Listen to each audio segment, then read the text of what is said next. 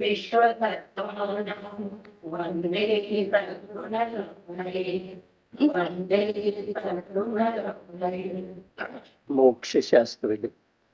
ಇದನ್ನ ಉಮಾಸ್ವಾಮಿಯ ಆಚಾರ್ಯರು ಇಂದಿಗೆ 2000 ವರ್ಷಗಳ ಪೂರ್ವದಲ್ಲಿ ರಚನೆ ಮಾಡಿದ್ದಾರೆ. ಇದರಲ್ಲಿ 357 ಸೂತ್ರ ಇತ್ತು. ಅದರ ಮೇಲೆ 20ನೇ ಶತಮಾನದೊಳಗ ರಾಮ್ಜಿ ಭಾಯಿ ಅನ್ನೋರ ಗುಜರಾತಿ ಒಳಗ ಟೀಕಾ ಬರೆದರೆ ಅದರದ್ದು ಕನ್ನಡ ಅನ್ನುವಾಗ ತಂಪೆಯೊಳಗಿದೆ. ಈ ಪ್ರಶ್ನೆ ಏನ್ ನಡೀತಾ ಇದೆ, ಸಮ್ಯಕ್ ದರ್ಶನ ಅಂದರೆ ಏನು? ಆ ಸಮ್ಯಕ್ ದರ್ಶನ ಅಂದ್ರೆ ಏನು? ಇದ ಮೊದಲನೇ ಸೂತ್ರದೊಳಗ ಸಮ್ಯಕ್ ದರ್ಶನ ಜ್ಞಾನ ಚಾರಿತ್ರಾಣಿ ಮೋಕ್ಷ ಮಾರ್ಗ ಅಂತ ಹೇಳಿ ಮೊದಲನೇ ಸೂತ್ರ ಇದೆ. ಆ ಮೊದಲನೇ ಸೂತ್ರದೊಳಗಿನ ಮೊದಲನೇ ಪದ ಇರ್ತದೆ ಸಮ್ಯಕ್ ದರ್ಶನ. ಆ ಸಮ್ಯಕ್ ದರ್ಶನದ ವ್ಯಾಖ್ಯೆ ಮಾಡ್ತಾ ಇದ್ದಾರೆ, ಅಂದ್ರೆ ಪ್ರಶ್ನೆ ಮಾಡ್ತಾರೆ ಸಮ್ಯಕ್ ದರ್ಶನ ಅಂದರೇನ. ಅದರದ್ದು ಉತ್ತರ ಹೇಳ್ತಾರು, ಜೀವದ್ರವ್ಯದ ಶ್ರದ್ಧಾ ಗುಣದ ಒಂದು ನಿರ್ಮಲ ಪರ್ಯಾಯವಿದೆ.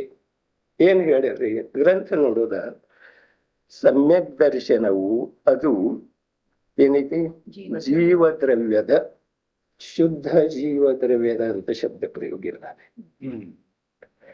ಜೀವದ್ರವ್ಯದ ಮತ್ತ ಶುದ್ಧ ಶ್ರದ್ಧಾ ಗುಣದ ಈ ಶಬ್ದ ಪ್ರಯೋಗನೂ ಇಲ್ಲ. ಆದ್ರೆ ಪರ್ಯಾಯಕ್ಕೆ ಮಾತ್ರ ನಿರ್ಮಲ ಪರ್ಯಾಯ ಅಂತ ಹೇಳ್ತಾರೆ. ಇದಕ್ಕೆ ಕಾರಣ ಏನ ನಾವು ತಿಳ್ಕೊಳ್ತೀವಿ. ಅದ ಕಾರಣ ತಿಳ್ಕೊಳ್ಳೋದನ್ನ ಮುಂದೆ ಹೋದಿವು ಅಂದ್ರೆ ನಮ್ದು ಯಾವುದು ಕಾರ್ಯ ಯಥಾರ್ಥ ಆಗೋದಂಗೆ. ಪ್ರಾರಂಭದೊಳಗ ಮೋಕ್ಷ ಇದು ಶಾಸ್ತ್ರ ಐತ್ರಿ. ಮೋಕ್ಷಕ್ಕ ಹೇಗ್ ಹೋಗೋದ ಅದರದ್ದು ಶಾಸ್ತ್ರ ಇದೆ ಅಂದ್ರಿಲ್ಲ. ಈ ಗ್ರಂಥ ಮೋಕ್ಷ ಶಾಸ್ತ್ರ ಅಂತ ಹೆಸರಿಟ್ಟು ಅದಕ್ಕ ತತ್ವಾರ್ಥ ಸೂತ್ರ ಕೂಡ ಹೇಳ್ತಾರೆ. ಮೋಕ್ಷ ಶಾಸ್ತ್ರ ಅರ್ಥಾತ್ ಮೋಕ್ಷವನ್ನ ಪ್ರಾಪ್ತ ಮಾಡಿಕೊಳ್ಳೋ ಶಾಸ್ತ್ರ ಏನ್ರಿ? ಮೋಕ್ಷಕ್ಕ ಹೋಗುವ ವಿಧಿಯನ್ನು ತಿಳಿಸಿಕೊಡೋ ಶಾಸ್ತ್ರ ಇದೆ ಅನ್ರಿ. ಇದನ್ನ ನಾವ ಗಂಭೀರವಾಗಿ ಆಲೋಚನೆ ಮಾಡೋದ್ರ ಕರ್ತವ್ಯ ಇದ್ರಿ. ಮೋಕ್ಷ ಶಾಸ್ತ್ರ ಅಂತ ಯಾವ ಉದ್ದೇಶದೆ ಅಂತ ಹೇಳಿದ್ರಿ. ಇದ್ರೊಳಗೆ ಏನ್ ಹೇಳಿದಾರೆ ನೋಡ್ರಿ. ಮೋಕ್ಷ ಶಾಸ್ತ್ರ ಇದು ಎಷ್ಟು ದೊಡ್ಡದಿದೆ ಅಂದ್ರೆ 712 ಪೇಜ್ ಇದೆ. ಇಂಥ ಬೃಹತ್ ಗ್ರಂಥದೊಳಗ ಎಲ್ಲೂ ಒಂದೂ ಶಬ್ದದೊಳಗ ನೀವು ಇಂಥದನ್ನ ತ್ಯಾಗ ಮಾಡ್ರಿ ಮತ್ ಇಂಥದನ್ನ ಗ್ರಹಣ ಮಾಡ್ರಿ ಒಂದು ಶಬ್ದನೂ ಬರುವುದಿಲ್ಲ. ವಾಸ್ತವಿಕವಾಗಿ ಈ ಜೀವ ನಮ್ದು ಕಲ್ಪನೆ ಏನೈತಿ, ತ್ಯಾಗದೊಳಗ ಗ್ರಹಣದೊಳಗ ಧರ್ಮ ಇದೆ. ನಮ್ದು ಅನಾದಿ ಕಾಲದಿಂದ ಶ್ರದ್ಧಾ ಐತ್ರಿ. ಮಿಥ್ಯಾತ್ವದ ತ್ಯಾಗ ಮಾಡೋದ, ಸಮ್ಯಕ್ತ್ವದ ಗ್ರಹಣ. ಇದರಿಂದ ಏನಾಗೈತಿ, ನಾವ ನಿಜವಾಗಿ ಜೀವಾಸ್ತಿ ಕಾಯದ ಸ್ವರೂಪವನ್ನ ತಿಳ್ಕೊಂಡಿಲ್ಲ, 6 ದ್ರವ್ಯಗಳನ್ನ ತಿಳ್ಕೊಂಡಿಲ್ಲ. ಇಲ್ಲಿ ಹೇಳೋ ಅಭಿಪ್ರಾಯ ಏನಿದೆ, ಒಂದೇ ಒಂದು ಅಭಿಪ್ರಾಯ ಐತಿ.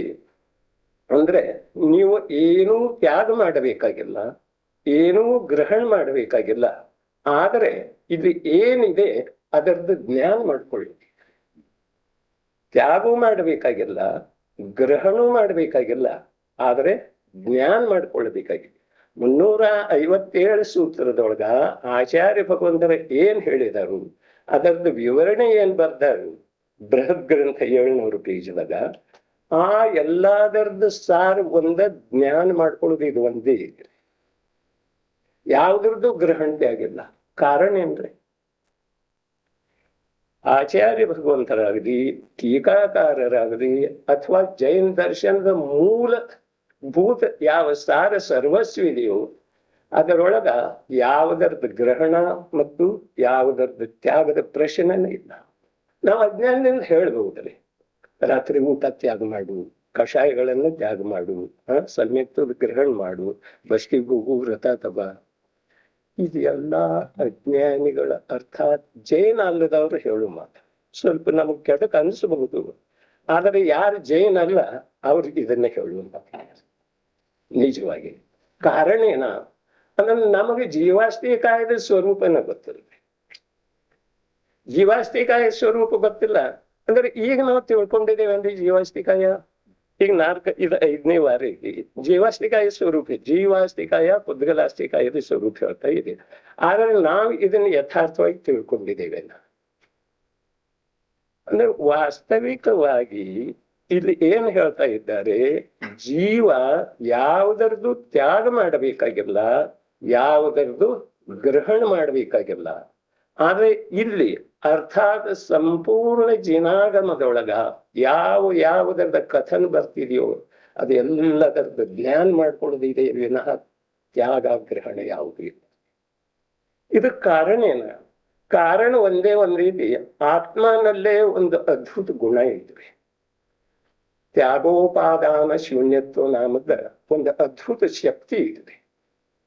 ಆತ್ಮ ಅನಂತ ಗುಣದೊಳಗ ಅಥವಾ ಅನಂತ ಶಕ್ತಿಗಳಲ್ಲಿ ತ್ಯಾಗೋಪಾದಾನ ಶೂನ್ಯತ್ವ ನಾಮದ ಒಂದು ಶಕ್ತಿ ಇದೆ. ತ್ಯಾಗ ಮಾಡೋದು ಸಾಧ್ಯ ಇಲ್ಲ, ಮತ್ತೆ ಉಪಾದಾನ ಗ್ರಹಣ ಮಾಡೋದು ಸಾಧ್ಯ ಇಲ್ಲ. ಅಂದ್ರೆ ಆತ್ಮ ಇಂದಿನ ತನಕ ತನ್ನದಲ್ಲದನ್ನ ಯಾವುದನ್ನು ಗ್ರಹಣ ಮಾಡಿಲ್ಲ. ಯಾವ್ದು ಮಾಡಿದ? ಯಾವುದು ತನ್ನದಲ್ಲ ಅದನ್ನು ಇಂದಿನವರೆಗೆ ಆತ್ಮ ಗ್ರಹಣ ಮಾಡಲೇ ಇಲ್ಲ. ಗ್ರಹಣ ಮಾಡಲೇ ಇಲ್ಲ ಅಂದ್ಮೇಲೆ ತ್ಯಾಗ ಮಾಡೋ ಪ್ರಶ್ನೆ ಇಲ್ಲ. ನಾವು ತಿಳ್ಕೊಳ್ತಾ ಇದ್ದೇವೇನ ಆತ್ಮನ ಸ್ವರೂಪದ ಪರಿಚಯ ಇಲ್ಲದನ್ನ, ವಾಸ್ತವಿಕ ಜೀವಾಸ್ತಿಕಾಯದ ಸ್ವರೂಪದ ಪರಿಚಯ ಇಲ್ಲದನ್ನ ನಾವೇನ್ ಮಾಡ್ತಾ ಇದ್ದೇವೆ? ಧರ್ಮ ಮಾಡೋದ ಅಂದ್ರೆ ನಮ್ಮ ಏನು ಕಷಾಯದವು ಅವತರದ ತ್ಯಾಗ ಮಾಡೋದ, ಮತ್ತ ನಿಷ್ಕಷಾಯ ಸ್ವಭಾವದ ಸ್ವೀಕಾರ ಮಾಡ. ಆದರೆ ಭಗವಾನ್ ಆತ್ಮ ಸ್ವಯಂ ಎಂಥವಿದಾನು? ನಿಷ್ಕಷಾಯ ಸ್ವರೂಪ ಇದ್ದಾನೆ. ವಿಜ್ಞಾನ ಘನ ಪಿಂಡ ಇದ್ದಾನ್ರಿ. ಯಾವ ಪ್ರಕಾರ ಘನಪೂಟ ಕಟ್ಟಿಗೆ ನಾವು ಹೇಳ್ತೇವಲ್ಲ ಕಾಷ್ಟ, ಅದ್ರೊಳಗ ಏನ್ ಪ್ರವೇಶ ಆಗ್ತಿದೆ ಮತ್ ಏನ್ ತೆಗಿದಿರ್ತಿದ್ರಿ? ಸಂಪೂರ್ಣ 6 ಭುಜ ಏನಿದವು ಅದು ಸಮಾನ ಇರ್ತಾವ್ರಿ. ಈ ಪ್ರಕಾರ ಭಗವಾನ್ ಆತ್ಮ ತನ್ನ ಅನಂತ ಗುಣ ಅಥವಾ ಅನಂತ ಶಕ್ತಿಗಳಿಂದ ಯುಕ್ತ ಆಗಿದ್ದಾನೆ. ವಿಜ್ಞಾನ ಘನಪಿಂಡ ಇದ್ದಾನ್ರಿ. ಆ ವಿಜ್ಞಾನ ಘನಪಿಂಡ ಆತ್ಮನಲ್ಲಿ ಯಾವುದರದ್ದು ಪ್ರವೇಶ ಆಗುದಿಲ್ಲ. ಯಾವುದರದ್ದು ಪ್ರವೇಶ ಆಗುದಿಲ್ಲ ಅಂತಂದ್ರೆ ಯಾವುದರದ್ದು ತ್ಯಾಗ ಮಾಡುವ ಅವಶ್ಯಕತೆ ಇಲ್ಲ. ಅಂದ್ರೆ ತ್ಯಾಗ ಮತ್ತು ಉಪಾದಾನ, ತ್ಯಾಗೋಪಾದಾನ ಶೂನ್ಯತ್ವ, ಇವು ಎರಡದರಿಂದ ಶೂನ್ಯ ಇದಾನ ಆತ್ಮ. ಅಂಥದ್ದನ್ನ ಒಂದು ಅದ್ಭುತ ಗುಣ ಆತ್ಮನಲ್ಲಿ ಶಕ್ತಿ. ಯಾವ್ದ? ತ್ಯಾಗ ಮತ್ತು ಉಪಾದಾನ ರೂಪದ ಶಕ್ತಿಗಳು. ಇಂಥ ಅನಂತ ಶಕ್ತಿ ಇವೆ. ಆ ಅನಂತ ಶಕ್ತಿಗಳನ್ನ ನಾವ ಯಾವ ವಿತರಾಗ ಪರಂಪರೆಯವರ ಸರ್ವಜ್ಞ ಭಗವಂತರ ಆಮ್ನಾಯದವರಂತೆಯೂ ನಾವು ತಿಳ್ಕೊಳ್ಲಿಲ್ಲ. ಇದು ಆಶ್ಚರ್ಯದ ಮಾತಿದ್ವಿ. ಅಂದ್ರೆ ಆತ್ಮ ಅಂದ್ರೆ ಏನ್ರಿ? ನಾವ್ ಈ ಭಾಷೆ ಮಾಡೋದ ಇದು ಧರ್ಮ ಅಂತೂ ಅಲ್ಲವೇ ಅಲ್ಲ. ಭಾಷೆ ಮಾಡೋದ್ರೊಳಗೆ ಧರ್ಮ ಐತಿ, ಅಷ್ಟಮಿ ಚತುರ್ದಶಿದ ಉಪವಾಸ ಮಾಡೋದ್ರೊಳಗೆ ಧರ್ಮ ಐತಿ. ಅಂದ್ರೆ ನಾವು ಧರ್ಮ ಎಲ್ಲಿ ತಿಳ್ಕೊಂಡಿವು? ಜೀವಾಸ್ತಿಕಾಯ ಮತ್ತು ಪುದ್ಗಲಾಸ್ತಿಕಾಯವನ್ನ ಭಿನ್ನವಾಗಿ ತಿಳ್ಕೊಳ್ಳೇ ಇಲ್ಲ. ಪುದ್ಗಲಾಸ್ತಿಕಾಯದ ಮೂಲಕ ಜೀವಾಸ್ತಿಕಾಯಕ್ಕೆ ಲಾಭ ಇದೆ. ಈ ಭ್ರಮೆ ನಮ್ಮಲ್ಲೇ ಅನಾದಿ ಕಾಲದಿಂದ ಬಿದ್ದುಕೊಂಡದ್ದಿದೆ. ಇಂದು ಕೂಡ ಅದು ಹೋಗ್ತಾ ಇಲ್ಲ. ಶರೀರದ ಮೂಲಕ ಧರ್ಮ ಆಗೋದಿತ್ತು ಅಂತಂದ್ರೆ ವಾಸ್ತವಿಕವಾಗಿ ಶರೀರ ನಾವು ಬೇಕಾದಷ್ಟು ಒಣಗಿಸಿದ್ರೆ ಏನಾಗುತ್ತೆ? ಶರೀರದ ಮೂಲಕ ಧರ್ಮ ಆಗ್ತಿತ್ತು, ಅರ್ಥಾತ್ ಶರೀರನ ಮೋಕ್ಷಕ್ಕೆ ಹೋಗ್ಬಿಟ್ರಿ. ಆದ್ರೆ ಆ ಪ್ರಕಾರ ಶರೀರ ಮೋಕ್ಷಕ್ಕೆ ಹೋಗೋದಿಲ್ಲ. ಶರೀರ ಇಲ್ಲೇ ಬೀಳ್ತೈತಿ. ಶರೀರ ತುಕ್ಕ ಪರಮಾಣುಗಳು ಪಿಂಡ ಐತಿ. ಭಗವಾನ್ ಆತ್ಮ ಚೈತನ್ಯ ರೂಪಿ ಇದ್ದಾನ. ಈ ಮಾತನ್ನ ನಾವು ತಿಳ್ಕೊಲಿಲ್ಲ. ಮತ್ತೆ ಈ ಗಾಬರಿ ಆಗೋ ಕಾರಣ ಇಟ್ರಿ. ಇಷ್ಟು ದೊಡ್ಡ ಬುಕ್ದಾಗ ನಮ್ದು ಆಸ್ತಿ ಎಲ್ಲ ಬಿಡಾಕ್ ಹೇಳ್ತಾರು, ಅದು ಮಾಡಾಕ್ ಹೇಳ್ತಾರು. ಈ ಭಯ ಇರೋದ ಅವಶ್ಯಕತೆನೇ ಇಲ್ರಿ. ಏನೇನೋ ಬಿಡಿಸುದಿಲ್ರಿ. ಯಾವುದರದ್ದು ಗ್ರಹಣ ಮತ್ತು ಯಾವುದರದ್ದು ತ್ಯಾಗ ಮಾಡಿಸೋದ ಇದು ಜೈನಾಚಾರ್ಯರ ಅಥವಾ ಸರ್ವಜ್ಞ ಭಗವಂತರ ಕರ್ತವ್ಯನ. ಮತ್ತ ಆತ್ಮ ಆ ಪ್ರಕಾರದ ಅಂಶ ಕೂಡ ಪರದ ಗ್ರಹಣ ಮಾಡ್ಲಿಲ್ಲ. ಯಾವ್ದು ಗ್ರಹಣ ಮಾಡ್ಲಿಲ್ಲ ಅಲ್ಲಿ ತ್ಯಾಗದ ಪ್ರಶ್ನನ ಉಪಸ್ಥಿತ ಆಗುದಿಲ್ಲ. ಈ ಪ್ರಕಾರ ತ್ಯಾಗೋಪಾದಾನ ಶೂನ್ಯತ್ವ ನಾಮದ ಒಂದು ಶಕ್ತಿ, ಅದ್ಭುತ ಶಕ್ತಿ ಆತ್ಮನಲ್ಲಿ ಇರುವುದರಿಂದ ನಾವು ಯಾವುದೂ ಬಿಡಬೇಕಾಗಿಲ್ಲ.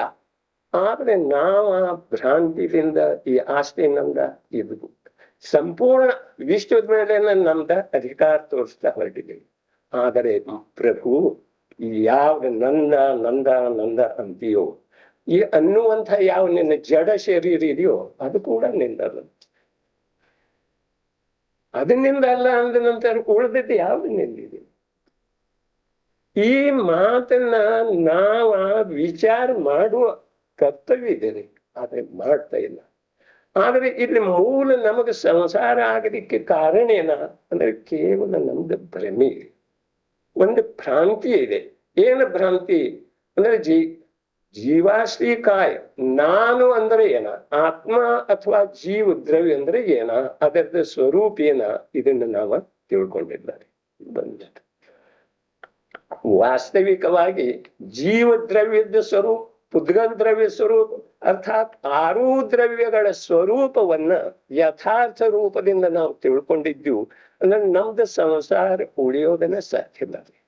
ಆದ್ರೆ ನಾವ ಸಂಸಾರ ಬಿಡುಗಡೆಯ ಪ್ರಯತ್ನವನ್ನ ಕೇವಲ ಬಾಹ್ಯದೊಳಗನ್ನ ಮಾಡ್ತೇವೆ, ಬರೇ ಬಾಹ್ಯ.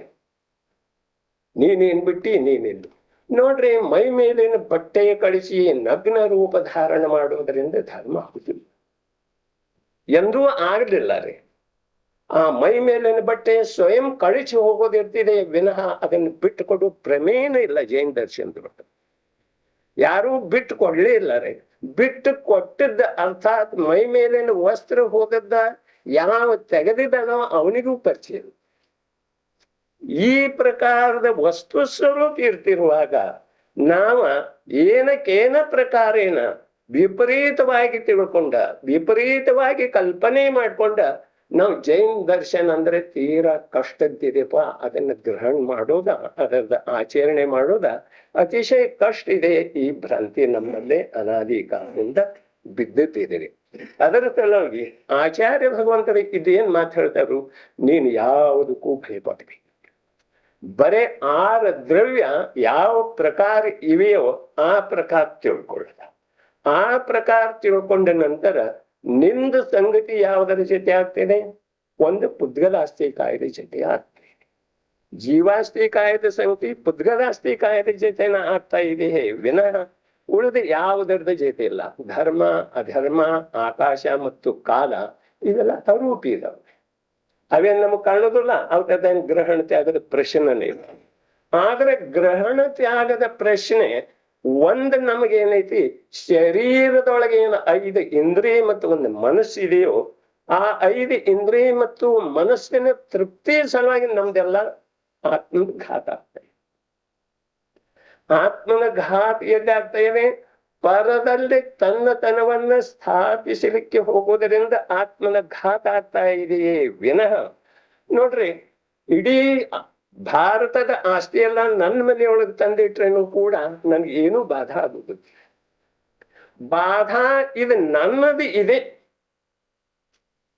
ಈ ಆಸ್ತಿ ನಂದು, ಈ ಮನೆ ನಂದು, ಈ ಶರೀರ, ಈ ಪತ್ನಿ, ಈ ಧನ, ಈ ದೌಲತ್ ಇದು ನಂದಿದೆ. ಈ ಭಾವನೆಯಿಂದ ಜೀವದ ಸ್ವರೂಪದ ಘಾತಿ.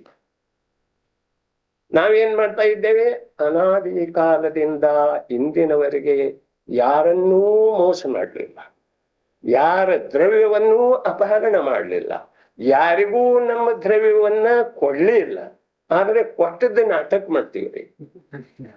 ಆದರೆ ನಿನ್ನ ಸಲುವಾಗಿ ಮಾಡಿದೇನೆ ಅಂತ ಹೇಳ್ತಾರೆ ಮಕ್ಕಳಿಗೆ ಕೊನೆ ಕಾಲದೊಳಗ. ಆದರೆ ಯಾರೂ ಯಾರ ಸಲುವಾಗಿ ಮಾಡೋದಿಲ್ಲ, ಪ್ರತಿಯೊಬ್ಬರು ತಮ್ಮ ಸಲುವಾಗಿನ ಮಾಡ್ತಾರೆ. ಆದ್ರೂ ಕೂಡ ಈ ಜೀವ ಭ್ರಾಂತಿದಿಂದ ನಿನ್ನ ಸಲುವಾಗಿ ಮಾಡಿದ್ದೇನೆ ಅಂತ ಹೇಳಿ ಹೇಳ್ತಾನೆ. ಪರ ಪದಾರ್ಥದ ಮೇಲೆ ಸಂಪೂರ್ಣ ಮೋಹ ಮಾಡ್ತಾನೆ. ಆದರೆ ಈ ಪರ ಪದಾರ್ಥದ ಮೇಲೆ ಮೋಹ ಮಾಡುವ ವೇಳೆದೊಳಗೆ ಇಂದ್ರಿಯ ಮತ್ತು ಮನಸ್ಸಿನ ತೃಪ್ತಿ ಸಲುವಾಗಿ ಅನೇಕಾನೇಕ ಪರ ಪದಾರ್ಥಗಳನ್ನ ತಂದು ಹಾಕಿದರನ್ನು ಕೂಡ ಆ ಪರ ಪದಾರ್ಥಗಳನ್ನ ಭೋಗಿಸುವುದರಿಂದ ನನಗೆ ಶಾಂತಿ ಅಷ್ಟು. ಈ ಮಾತನ್ನ ಜೀವ ಇಂದಿನವರೆಗೆ ತಿಳ್ಕೊಂಡೇ ಇದ್ದಾರೆ. ಒಂದು ಪರ ಪದಾರ್ಥದಿಂದ ನನಗೆ, ಯಾವ ಪರ ಪದಾರ್ಥದಿಂದ ನನಗೆ ಕ್ಷಣಿಕ ಸುಖ ಇದೆ, ಯಾವ ಪರ ಪದಾರ್ಥದಲ್ಲಿ ಯೋಚನೆ ಮಾಡೋದರೆ ಯಾವ ಪರ ಪದಾರ್ಥದಿಂದ ಇಂದಿನವರೆಗೆ ನನಗೆ ಸುಖ ಇದೆ ಅಂದ್ರೆ ವಾಸ್ತವಿಕವಾಗಿ ಕೇವಲ ನಮ್ದು ಭ್ರಮೆ ಇದೆ ರೀ. ಈ ಭ್ರಾಂತಿಯೊಳಗನ ನಾವ ಸಂಸಾರದೊಳಗೆ ತೊಳ್ಳಾಡ್ತಾ ಇದ್ದೇವೆ. ಮತ್ತೆ ಈ ಎಲ್ಲಾ ಭ್ರಾಂತಿಯೊಳಗ ನಾವ ಅನ್ಯರನ್ನ ಮೋಸ ಮಾಡಿದೀವು, ಅನ್ಯರನ್ನ ಅದನ್ನ ಮಾಡಿದೀವು, ಇದನ್ನ ಮಾಡಿದೀವು, ಅನ್ಯರ ಧನ ಅಪಹರಣ ಮಾಡಿದೀವು. ಇವೆಲ್ಲಾ ನಾನಾ ಪ್ರಕಾರದ ಸಂಕಲ್ಪ ವಿಕಲ್ಪಗಳೇನಿದವು ಇವು ಎಲ್ಲದರಿಂದ ನಿಜವಾಗಿ ತನ್ನ ಭಗವಾನಾತ್ಮನ ಘಾತ ಆಗ್ತಿದೆ ವಿನಃ ಯಾರ್ದು ಘಾತ ಯಾರ್ದು ಮೋಸ ಮಾಡೋ ಸಾಧ್ಯತೆ ಇಲ್ಲ. ನಾವ್ ಯಾರನ್ನ ಮೋಸ ಮಾಡ್ಲಿಕ್ಕೆ ಹೋಗ್ತೇವೆ ಆ ವ್ಯಕ್ತಿದ ಸ್ವಯಂ ಪಾಪದ ಉದಯ ಬಂದಿದ್ರನ ಅವನು ಮೋಸ ಆಗ್ತಿದ್ರು. ಇದ್ದಿದ್ರೆ ನಾವ್ ಯಾರನ್ನ ಕೊಲೆ ಮಾಡ್ಬೇಕಂತೇವೆ ಆ ಜೀವದ ಆಯು ಕರ್ಮದ ಸಮಾಪ್ತಿ ಆಗಿದ್ರನ ನೀನ್ ಕೊಲೆ ಮಾಡೋ ಸಾಧ್ಯತೆ ಇದೆ ವಿನಃ 100 ಇಂದ್ರ 100 ಜನೇಂದ್ರ ಭಗವಂತರ ಬಂದ್ರನು ಕೂಡ ಯಾವ ದ್ರವ್ಯದೊಳಗ ಅರ್ಥಾತ್ ನಮ್ಮ ಒಂದು ಕೂದದ ಎಳೆಯನ್ನ ಯಾರೂ ಕೊಂಕಿಸೋ ಸಾಧ್ಯತೆ ಇಲ್ಲ. ಈ ಪ್ರಕಾರ 6 ದ್ರವ್ಯ ಪರಮ ಸ್ವತಂತ್ರ ಸ್ವತಂತ್ರ ಸ್ವತಂತ್ರ. ಈ 6 ದ್ರವ್ಯಗಳ ಸ್ವರೂಪವನ್ನು ನಾವು ತಿಳ್ಕೊಳ್ಳಿಲ್ಲ. ನಮಗ ಹತ್ತಿರದಲ್ಲಿ ಇರುವಂತ ಜೀವ ಅಜೀವ ಅಥವಾ ಜೀವ ಪುದ್ಗಲ ನಮಗೆ ಸಂಬಂಧ ಯಾವ್ದರ್ದ ಬರ್ತೈತಿ ಜೀವಕ್ಕ? ಮೊದಲನೇ ಸ್ಥಾನದೊಳಗೆ ಜೀವ ಇದ್ರೂ 2ನೇ ಸ್ಥಾನದೊಳಗೆ ಪುದ್ಗಲಿದೆ. ಈ ಪುದ್ಗಲದ ನಿಮಿತ್ತದಿಂದ ಪುದ್ಗಲದ ಮೇಲೆ ದೃಷ್ಟಿ ಹಾಕೋದ್ರಿಂದ ನನಗೆ ಸಂಸಾರ ಇದೆ ಅನ್ನೋದು ಕೇವಲ ಭ್ರಾಂತಿ ಇದೆ. ಸರ್ವಜ್ಞ ಭಗವಂತರಿಗೆ ಸಂಪೂರ್ಣ ಸಮೋಚರಣದ 3 ಲೋಕದ ವೈಭವ ಎಲ್ಲ ಇರ್ತೈತಾರೆ. ಅದರ ಮೇಲೆ ಅವ್ರದ್ದು ಎಷ್ಟು ಮೋಹ ಅಂದ್ರೆ ವಾಸ್ತವಿಕವಾಗಿ ಪರಪದಾರ್ಥದಿಂದ ನನಗೆ ಮೋಹ ಆಗ್ತಿದೆ. ಇದು ನಮ್ದು ಭ್ರಮೆ ಇದೆ. ಪರಪದಾರ್ಥ ಎದ್ದ ಬಂದ ನನ್ನ ಮೇಲೆ ನೀ ಮೋಹ ಮಾಡು, ನಾನು ನಿನ್ನ ಹತ್ರ ಬರ್ತೇನೆ. ಯಾವ ವಸ್ತು ಇಂದಿನ ತನಕ ಯಾರಿಗೂ ಹೇಳಿಲ್ರಿ. ಯಾರಿಗೂ ಹೇಳಿದೆ? ರಮಣ್ಣ ಹೇಳಿ ಇದು ನಮ್ದಿದೆ ಅಂತ ಹೇಳಿ ಇದ್ರ ಮೇಲೆ ನೀನು ಅಧಿಕಾರ ತೋರಿಸುವಂತ ಯಾವ್ದು ವಸ್ತು ನಮ್ಗೆ ಹೇಳಿದೆ? ಅದ್ರ ನಾವು ಮಿಥ್ಯಾ ಭ್ರಾಂತಿಯಿಂದ ನಮ್ದಂತೇವ್ರಿ. ಕೇವಲ ನಮ್ಮದ ಅನ್ನೋ ಅಭಿಪ್ರಾಯ ಏನಿದೆಯೋ ಈ ಅಭಿಪ್ರಾಯ ದರ್ಶನ ಮೋಹಿನಿ ಬಂಧಕುತ್ತಾರೆ. ಎಷ್ಟು ದರ್ಶನ ಮೋಹಿನಿಯದ ಬಂಧವೋ ಅಷ್ಟ ಸಂಸಾರದ ವೃದ್ಧಿ ನೇಮದಿಂದ. ಔಷಧದಿಂದ ನನಗೆ ಗುಣ ಆಗ್ತೈತಿ, ನೇಮದಿಂದ ಮಿಥ್ಯಾತ್ವದ ಬಂದ್ರಿ. ವಿಚಾರ ಮಾಡೋದನ್ನ ಮಾತಿಲ್ಲ, ಹಾಸ್ಯದ ಮಾತನೇ ಇಲ್ರಿ. ನೋಡ್ರಿ 6 ದ್ರವ್ಯದ ಸ್ವರೂಪ ತಿಳ್ಕೋರಿ. ಪಂಚಾಸಿಕಾಯದೊಳಗೊಂದು ಮಾತು ಬರ್ತೈತಿ, ಅಣ್ಣೋನ್ನವಿ ಪವಿಸಂತ. ಅಣ್ಣೋನ್ನವಿ ಪವಿಸಂತ ಅಂದ್ರೆ ಅನ್ಯೋನ್ಯವಾಗಿ ಪ್ರವೇಶ ಮಾಡ್ತಾವ್ರಿ ಅನಂತ ದ್ರವ್ಯ. ನೋಡ್ರಿ ಆಶ್ಚರ್ಯದ ಮಾತಿದೆ. ರಮಣ್ಣ ನಾವು ಜೈನ ದರ್ಶನದೊಳಗೆ ಪ್ರವೇಶ ಮಾಡ್ಲಿಲ್ಲ, ಬರೇ ಬಾಹ್ಯದೊಳಗ ಮಾಡಿ ಜೈನ ದರ್ಶನವನ್ನ ಭ್ರಷ್ಟ ಮಾಡಿದವ್ರು ನಾವು ಅದೀವ್ರಿ. ಅದರದ ವಾಸ್ತವಿಕ ಸ್ವರೂಪವನ್ನು ನಾವು ತಿಳ್ಕೊಳ್ಳಿಲ್ಲ. ದ್ರವ್ಯದ ಸ್ವರೂಪ, ಗುಣದ ಸ್ವರೂಪ, ಪರ್ಯಾಯದ ಸ್ವರೂಪವನ್ನು ನಾವು ತಿಳ್ಕೊಳ್ಳಾರ್ದನ ಈ ಜೈನ ದರ್ಶನವನ್ನ ಕಲಂಕಿತಗೊಳಿಸಿದವರು ಕೇವಲ ಜೈನರನ್ನು. ಅಜ್ಞಾನಿ ಜೈನರು ಏನಾದರು ಅವರು ಜೈನ ದರ್ಶನವನ್ನ ಕಲಂಕಿತಗೊಳಿಸಿದೀವಿ ನಾವು. ಒಂದು ಪರಮಾಣು ಇನ್ನೊಂದು ಪರಮಾಣು ಸ್ಪರ್ಶ ಮಾಡುವುದಿಲ್ಲ. ಒಂದು ಆಕಾಶದ ಪ್ರದೇಶದೊಳಗ ಅನಂತ ಪರಮಾಣು ಇರ್ತಾವ್ರಿ. ಒಂದು ಆಕಾಶದ ಪ್ರದೇಶದೊಳಗ ಅನಂತ ಪರಮಾಣು ಇರ್ತಾವು. ಅಣ್ಣೋನ್ನಂ ಪವಿಸಂತಿ ಅನ್ಯೋನ್ಯವಾಗಿ ಪ್ರವೇಶ ಮಾಡ್ತಾವು. ಕ್ಷೀರ ನೀರದ ಹಾಗೆ ಒಂದ್ರೊಳಗೊಂದು ಸೇರಿ ಹೋದಂಗೆ ಕಾಣಿಸ್ತಾವ. ಆದರೆ ಯಾವ ಪರಮಾಣು ತನ್ನ ಸ್ವರೂಪವನ್ನು ಬಿಡೋದಿಲ್ಲ. ಪ್ರತ್ಯಕ್ಷ ಸ್ಪಷ್ಟ ಭಿನ್ನ ಭಿನ್ನ ಇರ್ತಾವ. ಒಂದು ಕ್ಷೇತ್ರದೊಳಗ ಅನಂತ ಪರಮಾಣು, ಒಂದು ಕ್ಷೇತ್ರದೊಳಗ 6 ದ್ರವ್ಯ ನಿಂತಿದ್ರೂ ಕೂಡ ನೋಡ್ರಿ, ಪುದ್ಗಲ ದ್ರವ್ಯದ ಜೊತೆ ಜೀವ ದ್ರವ್ಯದ ಜೊತೆ ಅಧರ್ಮ ದ್ರವ್ಯ ಜೊತೆ ಆಕಾಶ ದ್ರವ್ಯ ಕಾಲ ದ್ರವ್ಯ ಎಂದೂ ಒಂದಾಗಿ ಹೋಗಲಿಲ್ಲ. ತನ್ನ ಸ್ವರೂಪವನ್ನ ಯಾವ ದ್ರವ್ಯ ಬಿಟ್ಟು ಕೊಡ್ಲೇ ಇಲ್ಲ ರೀ. ಪರಮಾಣುಗಳಿಗೆ ಜ್ಞಾನ ಇಲ್ಲ ರೀ. ಯಾವ ಜ್ಞಾನ ಒಂದು ಜೀವಕ್ಕೆ ಇದೆಯೋ ಆ ಜ್ಞಾನ ಪರಮಾಣುಗಳಿಗೆ ಅಂಶ ಕೂಡ ಜ್ಞಾನ ಇಲ್ಲ. ಆದ್ರೂ ಕೂಡ ಒಂದಕ್ಕೊಂದು ಸ್ಪರ್ಶ ಮಾಡುವುದಿಲ್ಲ. ಇನ್ನೊಂದು ತನ್ನ ಕ್ಷೇತ್ರದೊಳಗೆ ಬರ್ತಾ ಇದ್ರೆ ಅದನ್ನ ತಡೆಯುದಿಲ್ಲ, ಅದಕ್ಕೆ ಅಡ್ಡಿ ಮಾಡೋದಿಲ್ಲ, ಅದನ್ನು ಹೊರಗೆ ತಳ್ಳುವುದು. ಅಣ್ಣೋಣ್ಣಂ ಪವಿಸಂತಿ ಆಗಾಸಂ ದಿಂತಿ ಅಣ್ಣಸ್ಸ. ಅವಕಾಶ ಕೊಡ್ತಾ ಒಂದು ಇನ್ನೊಂದಕ್ಕೆ ಅವಕಾಶ ಕೊಡ್ತಿ ತನ್ನ ಕ್ಷೇತ್ರದ ಇದು ನನ್ನ ಕ್ಷೇತ್ರ ಅಂತ ಹೇಳಿ ಯಾವುದ್ರವೇ ಅಂದಿಲ್ಲ ರೀ, ಘೋಷಣೆ ಮಾಡ್ಲಿಲ್ಲ ರೀ ಜಗತ್ತಿಗೆ. ಅಣ್ಣೋಣ್ಣಂ ಪವಿಸಂತಿ ಅವಕಾಶಂ ದಿಂತಿ ಅಣ್ಣ ಅಣ್ಣಸ್ಸ. ಒಂದು ಇನ್ನೊಂದಕ್ಕ ಆ ಕ್ಷೇತ್ರದೊಳಗ ಅವಕಾಶ ಕೊಡ್ತಾವು, ಸಹಾಯ ಮಾಡ್ತಾವು, ಬರ್ರಿ ಅಂತವು ಕರೀದಿಲ್ಲ, ಬಂದದಕ್ಕೆ ಬೇಡ ಅನ್ನೋದಿಲ್ಲ, ಬಂದದ್ದನ್ನ ತಳ್ಳಿ ಹಾಕೋದಿಲ್ಲ. ಇಂಥ ಸ್ಥಿತಿ ನಾವು ನೋಡ್ಲಿಲ್ಲ. ಪಂಚಾಸ್ತಿ ಕಾಯ್ದ ಅಧ್ಯಯನ ಮಾಡ್ಲಿಲ್ಲ. ಎಲ್ಲಿವರೆಗೆ ಪಂಚಾಸ್ತಿ ಕಾಯ್ದ ಅಧ್ಯಯನ ಮಾಡುವುದಿಲ್ಲವೋ ಅಲ್ಲಿವರೆಗೆ ನಮ್ಗೆ ಸಮಯ ತಿಳಿದು ಬರುವ ಸಾಧ್ಯತೆನೇ ಇಲ್ಲ. ಪಂಚಾಸ್ತಿಕಾಯ ಅಂದ್ರೆ ಇಂಥ ಅದ್ಭುತ ಕೃತಿರತ್ನ ಇದೆ ರೀ ಪಂಚಾಸ್ತಿಕಾಯ. ಅಂದ್ರೆ ಕುಂದು ಸಾಹಿತ್ಯ ಸಂಪೂರ್ಣ ಅದ್ಭುತ. ಅಲ್ಲಿನ ಒಂದು ಗಾಥೆ ಅಥವಾ ಒಂದು ವಾಕ್ಯ, ಒಂದು ಸೆಂಟೆನ್ಸ್ ತಿಳ್ಕೊಂಡ್ರೆ ನಮ್ದು ಜೀವನ ಧನ್ಯಕ್ಕೆ ಹೋಗುದು. ಅಣ್ಣೋಣ್ಣಂ ಭವಿಷ್ಯನ್, ಇದು ನನ್ನ ಮನೆ, ಇದು ನನ್ನ ಮನೆ, ಇದು ನನ್ನ ಆಸ್ತಿ. ಅದು ಮೂರ್ಖ ಅಜ್ಞಾನಿ. ಪರಮಾಣು ಇಂದಿನ ತನಕ ಹೇಳಿಲ್ಲ. ನೀನೋ ಜ್ಞಾನಿ, ಚೈತನ್ಯ ಯುಕ್ತ, ಲೋಕದೊಳಗೆ ಶ್ರೇಷ್ಠ ಅಂತ ಹೇಳಿ ಹೆಗ್ಗಳಿಕೆಯಿಂದ ಕೊಚ್ಕೋತಿಪ್ಪ ನೀನು. ಆದರೆ ಆ ಜಡ ಪುದ್ಗಲ ಪರಮಾಣು ಏನ್ ಮಾಡ್ತಿದೆ ಆ ಕಾರ್ಯ ಒಂದು ಅಂಶ ಕೂಡ ನೀನ್ ಮಾಡ್ಲಿ. ಅನಂತ ಪುದ್ಗಲ್ ಪರಮಾಣು, ಅನಂತ ಜೀವ ದ್ರವ್ಯ, ಅನಂತ ಧರ್ಮ ಅಧರ್ಮ ಆಕಾಶ ಕಾಲ ದ್ರವ್ಯ ಒಂದು ಕ್ಷೇತ್ರದೊಳಗೆ ಇದ್ರೂ ಕೂಡ ಯಾವ ದ್ರವ್ಯ ಇನ್ನೊಂದು ದ್ರವ್ಯಮಯವಾಗಿ ಹೋಗ್ಲಿಲ್ಲ, ಯಾವ ದ್ರವ್ಯ ಇನ್ನೊಂದು ದ್ರವ್ಯಕ್ಕೆ ಅಡ್ಡಿ ಮಾಡ್ಲಿಲ್ಲ, ಯಾವ ದ್ರವ್ಯ ಇನ್ನೊಂದು ದ್ರವ್ಯವನ್ನ ತಳ್ಳಿ ಹಾಕ್ಲಿಲ್ಲ, ಹೊರಗೆ ದಬ್ಬಲಿಲ್ಲ. ಎಂಥ ಅದ್ಭುತ ರೀ. ಈ ಪ್ರಕಾರದ ಸ್ವರೂಪ ಇರ್ತಿರುವಾಗ ಇದು ನನ್ನ ಮನೆ, ಇದು ನನ್ನ ಆಸ್ತಿ, ಇದು ನನ್ನ ಬಂಧು, ಇದು ನನ್ನ ಕುಟುಂಬ, ಇದು ನನ್ನ ಗ್ರಂಥ. ಎಂಥ ಮೂರ್ಖತನದ ಮಾತುಗಳು. ಈ ಮೂರ್ಖತನದ ಫಲ ನಾವು ಭೋಗಿಸ್ತಾ ಇದ್ದೇವೆ. ಈ ಅಜ್ಞಾನತನದ ಫಲವನ್ನು ನಾವು ಭೋಗಿಸ್ತಾ ಇದ್ದೇವೆ.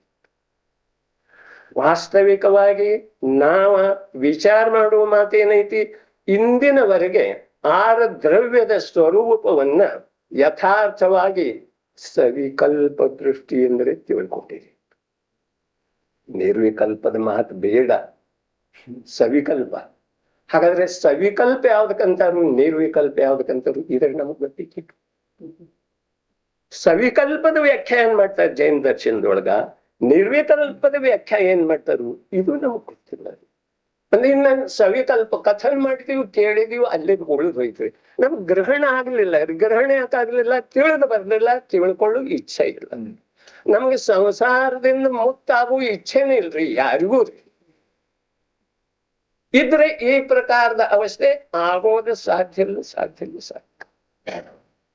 ಸಂಸಾರದಿಂದ ಬಿಡುಗಡೆ ಹೊಂದುವ ಇಚ್ಛೆ ಇತ್ತು ಅಂದ್ರೆ ಈ ಪ್ರಕಾರ ಆಗೋದನೇ ಇಲ್ರಿ. ಸಂಸಾರ ಮಾಡು ನಾಟಕ ಮಾಡ್ತಿದ್ವಿ ಅಂದ್ರೆ ದಿನ ಫೇಲ್ ಆಗ್ತೀವ್ರಿ. ಸಂಸಾರ ಮಾಡು ನಾಟಕ ಮಾಡ್ತಾ ಇದ್ದೇವೆ ಅಥವಾ ವಾಸ್ತವಿಕ ಸಂಸಾರ ಮಾಡ್ತಾ ಇದ್ದೀವಿ.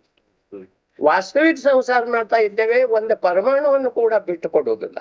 ಇದು ನನ್ನ ಮನೆ ಮುಂದೆ ಬೆಳೆದದ್ದು ಹುಲ್ಲಿದೆ, ಇಲ್ಲಿ ತನಕ ನಮ್ದು ಅಧಿಕಾರ, ನನ್ನ ಅಂಗಳ. ನಮ್ಮ ಅಜ್ಞಾನದ ಪರಮಾವಧಿ ಎಷ್ಟ, ಆದ್ರೆ ಈ ಅಜ್ಞಾನದ ಪರಮಾವಧಿಯಿಂದ ನನ್ನ ಚೈತನ್ಯ ಆತ್ಮ ಭವಿಷ್ಯದ ಅನಂತ ಭವದೊಳಗ ಯಾವ ಪ್ರಕಾರದಿಂದ ಯಾವ ಪ್ರಕಾರ ದುಃಖ ಅನುಭವಿಸಬೇಕು ಇದಕ್ಕೆ ಈಗ ನಮಗೆ ತಿಳ್ಕೊ. ಎಷ್ಟು ಹೊಡೆದಾಟ. ಆದರೆ ಅಣ್ಣೋಣ್ಣಂ ಪವಿಸಂತಿ, ಅನ್ಯೋನ್ಯವಾಗಿ ಪ್ರವೇಶ ಮಾಡ್ತವೆ. ಇದು ಇನ್ನೊಂದು ದ್ರವ್ಯದ ಕ್ಷೇತ್ರ ಇದೆ. ಯಾವುದೂ ದ್ರವ್ಯ, ಯಾವುದೂ ಪರಮಾಣು ತಿಳ್ಕೊಳ್ಳೋದಲ್ಲ. ಇದು ನಂದಿದೆ ಅಂತ ಹೇಳಿ ಯಾವ ದ್ರವ್ಯ ತಿಳ್ಕೊ. ಈ ಪ್ರದೇಶ ನಂದ. ಏನ್ ಆಶ್ಚರ್ಯದ ಮಾತ. ನಮ್ದು ಮತಿ ಎದ್ದು ಭ್ರಷ್ಟ ಆಗ್ತಾ ಇದೆ, ನಮ್ಮ ವಿವೇಕ ಎಲ್ಲಿ ನಷ್ಟ ಆಗ್ತಾ ಇದೆ ನಮ್ಗೆ ಗೊತ್ತಿಲ್ಲ. ಯಾವುದೇ ಜಡ ಪರಮಾಣು ಈ ಪ್ರಕಾರ ತಿಳ್ಕೊಲಿಲ್ಲ, ಅಲ್ಲಿ ನಾವ ಜಡ ಪರಮಾಣುದ ಮೇಲೆ ದಯಾ, ಷಟ್ಕಾಯ ಜೀವದ ಮೇಲೆ ದಯಾ ಮಾಡಿ ಜೈನ ದರ್ಶನದ ಆ ಆಚರಣೆ ಮಾಡುವ ಮಾತು ಹೇಳ್ತಾರು ಆಚಾರ್ಯ ಭಗವಂತರ. ಮತ್ತೆ ನಾವು ಯಾವ ದ್ರವ್ಯದ ಸ್ವರೂಪವನ್ನು ತಿಳ್ಕೊಂಡಿದ್ದೀವಿ. ಷಟ್ಕಾಯ ಜೀವದ ಮೇಲೆ ದಯಾ ಭಾವನಾ ಹೇಗ್ ಮಾಡವ್ರಿ ನಾವ್ರಿ? ಏನ್ ಮಾಡ್ತೇವ್ರಿ? ಷಟ್ಕಾಯಿ ಜೀವನ ಮೇಲೆ ದಯಾ ಭಾವನಾ ಯಾವ ಜೀವದ ಅಂತರಂಗದೊಳಗ ಬೇರೂರಿ ನಿಂತಿದೆಯೋ ಅವನಿಗಿನ ಸರ್ವಜ್ಞ ಭಗವಂತರ ಅಥವಾ ಆಚಾರ್ಯ ಭಗವಂತರ ಒಂದು ಶಬ್ದದ ಅರ್ಥ ಆಗುವುದಿದೆ, ಅನ್ಯಥಾ ಯಾರಿಗೂ ಆಗುವುದು ಕಠಿಣ ಅನಿಸ್ತಿದೆ.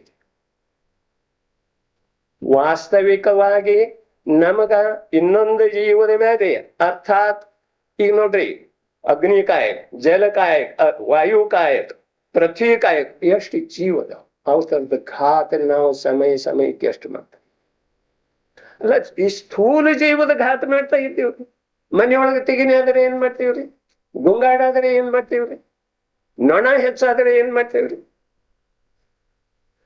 ನಾನು ಸುಖದಿಂದ ಬದುಕಲಿಕ್ಕೆ ಇಚ್ಛೆ ಮಾಡಿ ಬಾಹ್ಯದೊಳಗ ಅನಂತ ಜೀವದ ಹಿಂಸೆ ಮಾಡ್ಲಿಕ್ಕೆ ಯಾವ ಸಿದ್ಧಿದಾನೋ ಅವನಿಗೆ ಅಹಿಂಸಾ ಪ್ರಧಾನ ಧರ್ಮ ತಿಳಿದು ಬರೋದಿಲ್ಲ.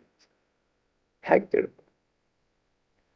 ವಾಸ್ತವಿಕವಾಗಿ ನಾವ ಆರ ದ್ರವ್ಯದ ಸ್ವರೂಪ ತಿಳ್ಕೊಳ್ಳೋದು ಅನಿವಾರ್ಯ ರೀತಿ ಕೇವಲ ಜಡ ಉದ್ಗಲ ಪರಮಾಣುದ ಸ್ವರೂಪ. ಧರ್ಮ ಆಕಾಶ ಇವೆಲ್ಲ ಅರೂಪಿ ಇರ್ತಾವು. ಜೀವ ಕೂಡ ಅರೂಪಿ ಐತಿ. ಒಂದೇ ಒಂದು ರೂಪಿ ಇದೆ. ಆ ಪರಮಾಣು ರೂಪಿ ಇದ್ರೂ ಕೂಡ ಅವಧಿ ಜ್ಞಾನಿಗೆನ ಗೋಚರಿಸ್ತಿದೆ ಆ ಪರಮಾಣ. ಇಂದಿನ ಯಾವ ವಿಜ್ಞಾನಿಗೆ ಪರಮಾಣುದ ಶೋಧ ಆಗೋದ ಸಾಧ್ಯನೇ ಇಲ್ಲ ರೀ. ಈ ಪ್ರಕಾರ ಆರೂ ದ್ರವ್ಯ ಈ ಸ್ವರೂಪ ಹೀಗಿದ್ರೂ ಕೂಡ ಆರೂ ದ್ರವ್ಯದೊಳಗ ಜ್ಞಾನ ಮತ್ತು ಚೈತನ್ಯಯುಕ್ತವಾದಂತಹದ್ದು ಒಂದೇ ಒಂದು ದ್ರವ್ಯ, ಜೀವ ದ್ರವ್ಯ. ಅದ ನಾನಿದ್ದೇನೆ. ನನಗ ಈಗ ನಿಗೋಧದಿಂದ ಇಲ್ಲಿವರೆಗೆ, ಪೃಥ್ವಿ ಕಾಯಕದಿಂದ ಇಲ್ಲಿವರೆಗೆ ಪ್ರಯಾಣ ಮಾಡ್ತಾ ಬಂದಿದ್ದೇನೆ. 5 ಇಂದ್ರಿಯ ಮತ್ತು ಒಂದು ಸಂಜ್ಞೆ ಮನಸ್ಸು ಸಹಿತ ಯುಕ್ತಿದ್ದೇನೆ. ಜೈನ ಪರಂಪರೆಯೊಳಗೆ ಜನ್ಮ ತಾಳಿದ್ದೇನೆ. ಆದ್ರೆ 6 ದ್ರವ್ಯದ ಸ್ವರೂಪ ನಾನು ಎಲ್ಲೆಲ್ಲಿ ಭ್ರಮಣ ಮಾಡಿ ಬಂದೆ, ಯಾವ್ಯಾವ ಜೀವಗಳ ಧಾರಣ ಮಾಡಿ, ಯಾವ್ಯಾವ ಭಾವದಲ್ಲಿ ಧಾರಣ ಮಾಡಿ ಬಂದೆ, ಇದರಿಂದ ನಮಗೆ ಪರಿಚಯ ಇಲ್ಲ. ಅದರಿಂದ ನಮಗೆ ಈಗ ಏನ್ ಮಾಡ್ಬೇಕು, ಇದರದ ಕಲ್ಪನಾ ಬರ್ತಾ ಇಲ್ಲ. ಇಲ್ಲಿ ಮೊನ್ನೆ ಏನ್ ಹೇಳ್ತು, ಜೀವಾಸ್ತಿಕಾಯ ಮತ್ತು ಪುದ್ಗಲಾಸ್ತಿಕಾಯದ ಭಿನ್ನತೆ ಮಾತು ಹೇಳ್ತು. ಜೀವಾಸ್ತಿಕಾಯ ಮತ್ತು ಪುದ್ಗಲಾಸ್ತಿಕಾಯದ ಭಿನ್ನತೆ ಮಾತು ಹೇಳಿದ ನಂತರ ಆ ಜೀವಾಸ್ತಿಕಾಯ ಮತ್ತು ಪುದ್ಗಲಾಸ್ತಿಕಾಯದೊಳಗೆ ನಾವು ಭೇದ ಮಾಡಿದ್ದೇವೆ ಅಂತ. ಜೀವಾಸ್ತಿಕಾಯ ಭಿನ್ನ ಇದೆ, ಪುದ್ಗಲಾಸ್ತಿಕಾಯ ಭಿನ್ನ ಇದೆ. ಈ ಪ್ರಕಾರ ಭೇದ ಜ್ಞಾನ ನಾವು ಅಂತರಂಗದೊಳಗೆ ಸ್ವೀಕಾರ ಮಾಡಿದ್ದೇವೆ. ಹಾಗಾದ್ರೆ ಸ್ವೀಕಾರ ಮಾಡಿದ್ರೆ ಪುದ್ಗಲಾಸ್ತಿಕಾಯದ ಸ್ವರೂಪ ಏನೈತಿ, ಜೀವಾಸ್ತಿಕಾಯದ ಸ್ವರೂಪ ಏನೈತಿ ತಾವು ಸ್ಮರಣೆ ಮಾಡುದು. ಅವತರದ ಸ್ವರೂಪದ ಪರಿಚಯ ಇಲ್ಲದನ್ನ ನಾವು ಭೇದ ಜ್ಞಾನ ಹೇಗೆ ಮಾಡ್ತೀವಿ? ವಾಸ್ತವಿಕವಾಗಿ ಪುದ್ಗಲಾಸ್ತಿಕಾಯದ ಸ್ವರೂಪೇನ ಜೀವಾಸ್ತಿಕಾಯದ ಸ್ವರೂಪೇನ ಮುಖ್ಯ ರೂಪದಿಂದ ನಮಗ ಬೇಕಾದವು ಇವು. ಧರ್ಮ ಆಕಾಶ ಕಾಲ ಅವು ಗೌಣ ಅದಾವ್ರಿ. ಅವು ನಮ್ಗೇನ್ ಬಾಧಾ ಮಾಡ್ಲಿಲ್ಲ ರೀ. ಆದ್ರೂ ನಮಗ ಬಾಧಾ ಆಗ್ತಾ ಇರೋದ, ದುಃಖ ಆಗ್ತಾ ಇರೋದ ಯಾಕ? ಒಂದು ಪುದ್ಗಲಾಸ್ತಿಕಾಯದ ಸಂಯೋಗ ಮಾಡುವುದರಿಂದ. ನಾವು ಪುದ್ಗಲಾಸ್ತಿಕಾಯದ ಸಂಯೋಗ ಮಾಡ್ರೆ ಪುದ್ಗಲಾಸ್ತಿಕಾಯಕ್ಕೆ ಏನು ದುಃಖ ಆಗುದಿಲ್ಲ ರೀ. ಜಡ ಐತಿ, ಅದಕ್ಕೇನು ದುಃಖ ಅನ್ಬೋದು. ಶರೀರದಿಂದ ನಾವು ಪಾಪ ಮಾಡ್ತೀವಿ. ಶರೀರವನ್ನು ಇನ್ನೊಬ್ಬರು ಹೊಡೆದ್ರು, ಕಳುವು ಮಾಡಿದ ನಂತರ ಅದು ಶರೀರಕ್ಕೂ ದುಃಖ ಆಗೋದಿಲ್ರಿ.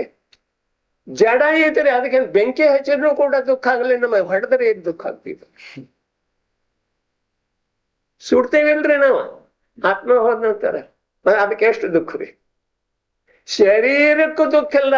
ದುಃಖದ ಫಲವನ್ನ ಸಂಪೂರ್ಣ ಚೈತನ್ಯ ಸ್ವರೂಪಿ ಜೀವ ಭೋಗಿಸ್ಬೇಕ್ರಿ.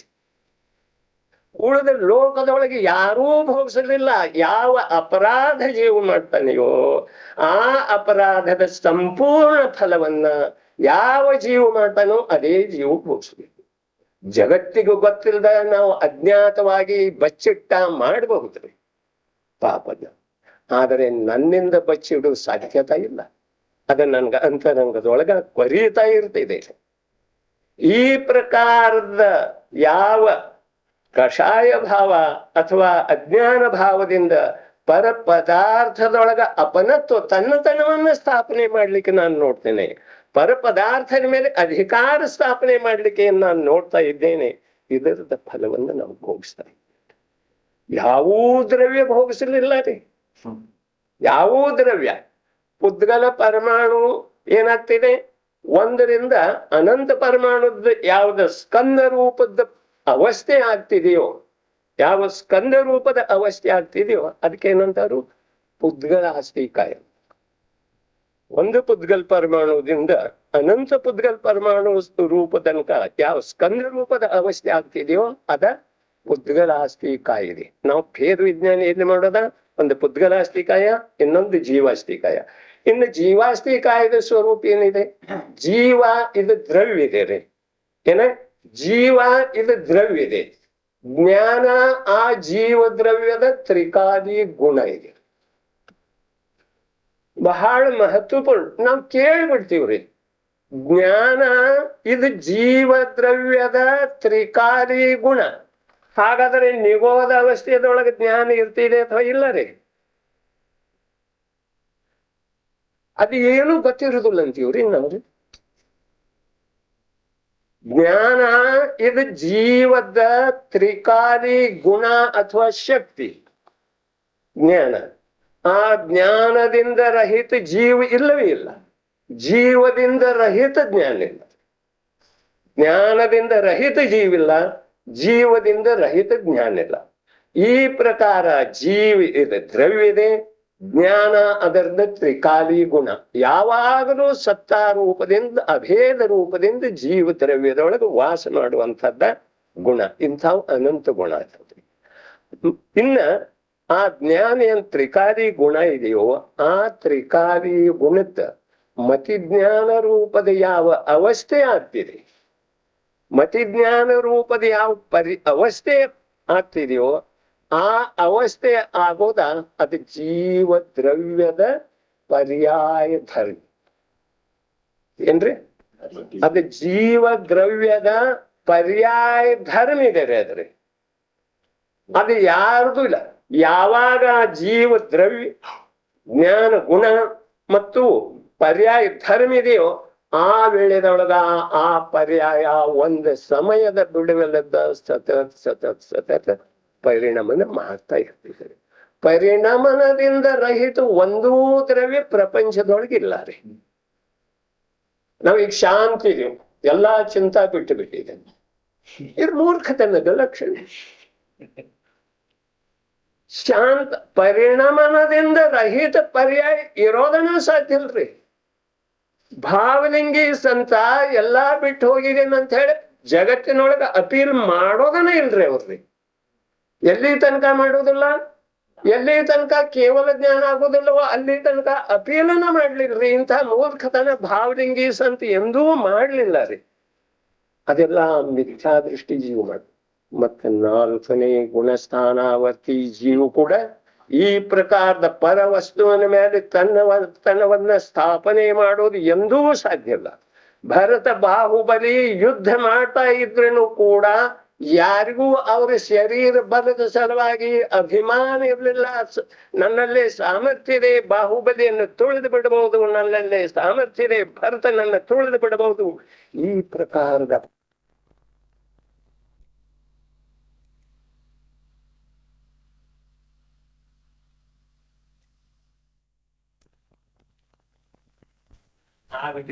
ಸಾಧ್ಯತೆ ಇದೆ ನೋಡ್ರಿ. ಆರು ಖಂಡದ ವೈಭವದೊಳಗೆ ನಿಮಗ್ನ ಆದಂತೆ ಕಂಡು ಬರ್ತಾನು, ಆದ್ರೆ ಆರು ಖಂಡದ ಅವ್ ಸ್ಪರ್ಶ ಮಾಡಲಿಲ್ಲ. ಅಂತರಂಗದೊಳಗ ಸತತ ಆತ್ಮನೊಳಗೆ ನಿಮಗ್ನ ಇರ್ತಿದ್ದ. ಇದು ಎಂಥ ಮಾತ್ರಿ, ನಾವು ನಂಬೋದನ ಸಾಧ್ಯತೆ. ಒಬ್ಬ ಸ್ವತ್ತ ನಾಲ್ಕನೇ ಗುಣಸ್ಥಾನಾವರ್ತಿ ಸಮ್ಯಕ್ ದೃಷ್ಟಿ ಪರಿಣತಿ ಈ ಪ್ರಕಾರ ಇರ್ತೀವಿ. ಬಾಹ್ಯದೊಳಗೆ ಎಲ್ಲಾ ಕಾರ್ಯ ನಡೀತಾ ಇರ್ತಾವ, ಸಂಸಾರದೊಳಗೆ ಸಂಪೂರ್ಣ ನಿಮಗ್ನ ಆಗಿ ಹೋದ ಹಾಗೆ ಕಂಡು ಬರ್ತಾನೆ ಲೋಕಕ್ಕ. ಆದರೆ ಒಂದೂ ಪರಮಾಣು ಸ್ಪರ್ಶ ಅವನಲ್ಲಿ ಒಂದೂ ಪರಮಾಣುದ ಮೇಲೆ ಅಧಿಕಾರ ಸ್ಥಾಪನೆ ಮಾಡೋದು ಈ ಭಾವ ಜನ್ಮ ತಾಳಲಿಲ್ಲ. ನಾಲ್ಕನೇ ಗುಣಸ್ಥಾನದ ಆರೂಢ ಆಯ್ತು. ಪ್ರಥಮೋಪಶಮ ಸಮ್ಯಕ್ತ್ವದ ಪ್ರಾಪ್ತಿಯ ಆದ ನಂತರ ಜೀವದ ಇಷ್ಟ ಅಂತರಾಗ್ತಿ. ಹಾಗಾದ್ರೆ ಇಂದು ಸಮ್ಯಕ್ ದೃಷ್ಟಿ ಯಾರಿದಾರು ತಾವು ತಿಳ್ಕೊಳ್ಳೋದು. ಈ ಪ್ರಕಾರ ಸಮ್ಯಕ್ ದರ್ಶನದ ಮಹಿಮೆ ಇರುವಾಗ ಇಲ್ಲಿ ಸಮ್ಯಕ್ ದರ್ಶನದ ವ್ಯಾಖ್ಯಾನ ನಡೀತಾ ಇದೆ. ಈಗೇನ್ ನಡೀತಾ ಇದೆ, ಜೀವ ಇದು ದ್ರವ್ಯ ಇದೆ, ಜ್ಞಾನ ಅದರದ ತ್ರಿಕಾಲಿ ಗುಣ ಇದೆ, ಮತ್ತೆ ಮತಿಜ್ಞಾನಾದಿ ರೂಪದ ಅವಸ್ಥೆ ಆಗೋದ ಇದು ಪರ್ಯಾಯದ ಧರ್ಮ ಇದೆ. ಪರ್ಯಾಯದ ಧರ್ಮ ಇದೆ. ನೀ ಈ ಪ್ರಕಾರ ಪರಿಣತಿ ಮಾಡು, ಈ ಪ್ರಕಾರ ಪರಿಣತಿ ಮಾಡು, ಇದು ಯಾರೂ ಹೇಳೋದು ಸಾಧ್ಯನೇ ಇಲ್ಲ. ಉದ್ಗತ್ ಪರಮಾಣು ಕೂಡ ಸತತ ಪರಿಣಾಮನ ಮಾಡ್ತಾ ಇದೆ. ಜಗತ್ತಿನೊಳಗೆ ಇರುವಂತಹ 6 ದ್ರವ್ಯ ಸತತ ಪರಿಣಾಮನ ಮಾಡ್ತಾ ಇವೆ. ನಾನು ಇಂದಿಗೆ 74 ವರ್ಷ ಪೂರ್ವದೊಳಗೆ ಜನ್ಮ ತಾಳಿದ ವೇಳೆಗೆ ಇದೇ ರೀತಿ ಅವಸ್ಥೆ ಇತ್ತೇನ್ರಿ ನಮ್ದು ಇತ್ರಿ. ಮತ್ತೆ ಈಗ ಇದು ಯಾಕಾಗಿದೆ? ನನಗಿದು ಇಚ್ಛಾ ಇದೆ ವೃದ್ಧಾವಸ್ಥೆ ಬದಲು ಇಲ್ಲವೇ ಇಲ್ಲ. ಪ್ರತಿಯೊಂದು ಪದಾರ್ಥದೊಳಗ ಪರಿಣಾಮನಶೀಲ ಗುಣ, ಪರಿಣಾಮನಶೀಲ ಧರ್ಮ ಇರುವುದರಿಂದ ಅದು ಸ್ವಯಂ ಪರಿಣಮಿತ ಆಗ್ತಾ ಇದೆ. ನಮಗೆ ಇಚ್ಛೆ ಇಲ್ಲದ ಇದ್ರೂ ಕೂಡ ವೃದ್ಧಾವಸ್ಥೆ ಅದು ಅನಿವಾರ್ಯವಾಗಿ ಬಂದೇ ತೀರೋದ. ಇದನ್ನು ನೋಡಿ ನಮಗೆ ವಿವೇಕ ಬರ್ತಾ ಇಲ್ಲ. ನಾ ಸಾಯುವುದರ ಸಮೀಪ ಹೋಗ್ತಾ ಇದ್ದೇನೆ ಅಂತ ಹೇಳಿ ಯಾರಿಗೆ ಗುರ್ತಿದ್ದೀರಿ? ನಮ್ಮ ವಿವೇಕ ಎಲ್ಲಿ ಮಾರಿ ಬಂದಿದೆ? ಈ ಪ್ರಕಾರ ಪರ್ಯಾಯ ಧರ್ಮ ಇದೆ.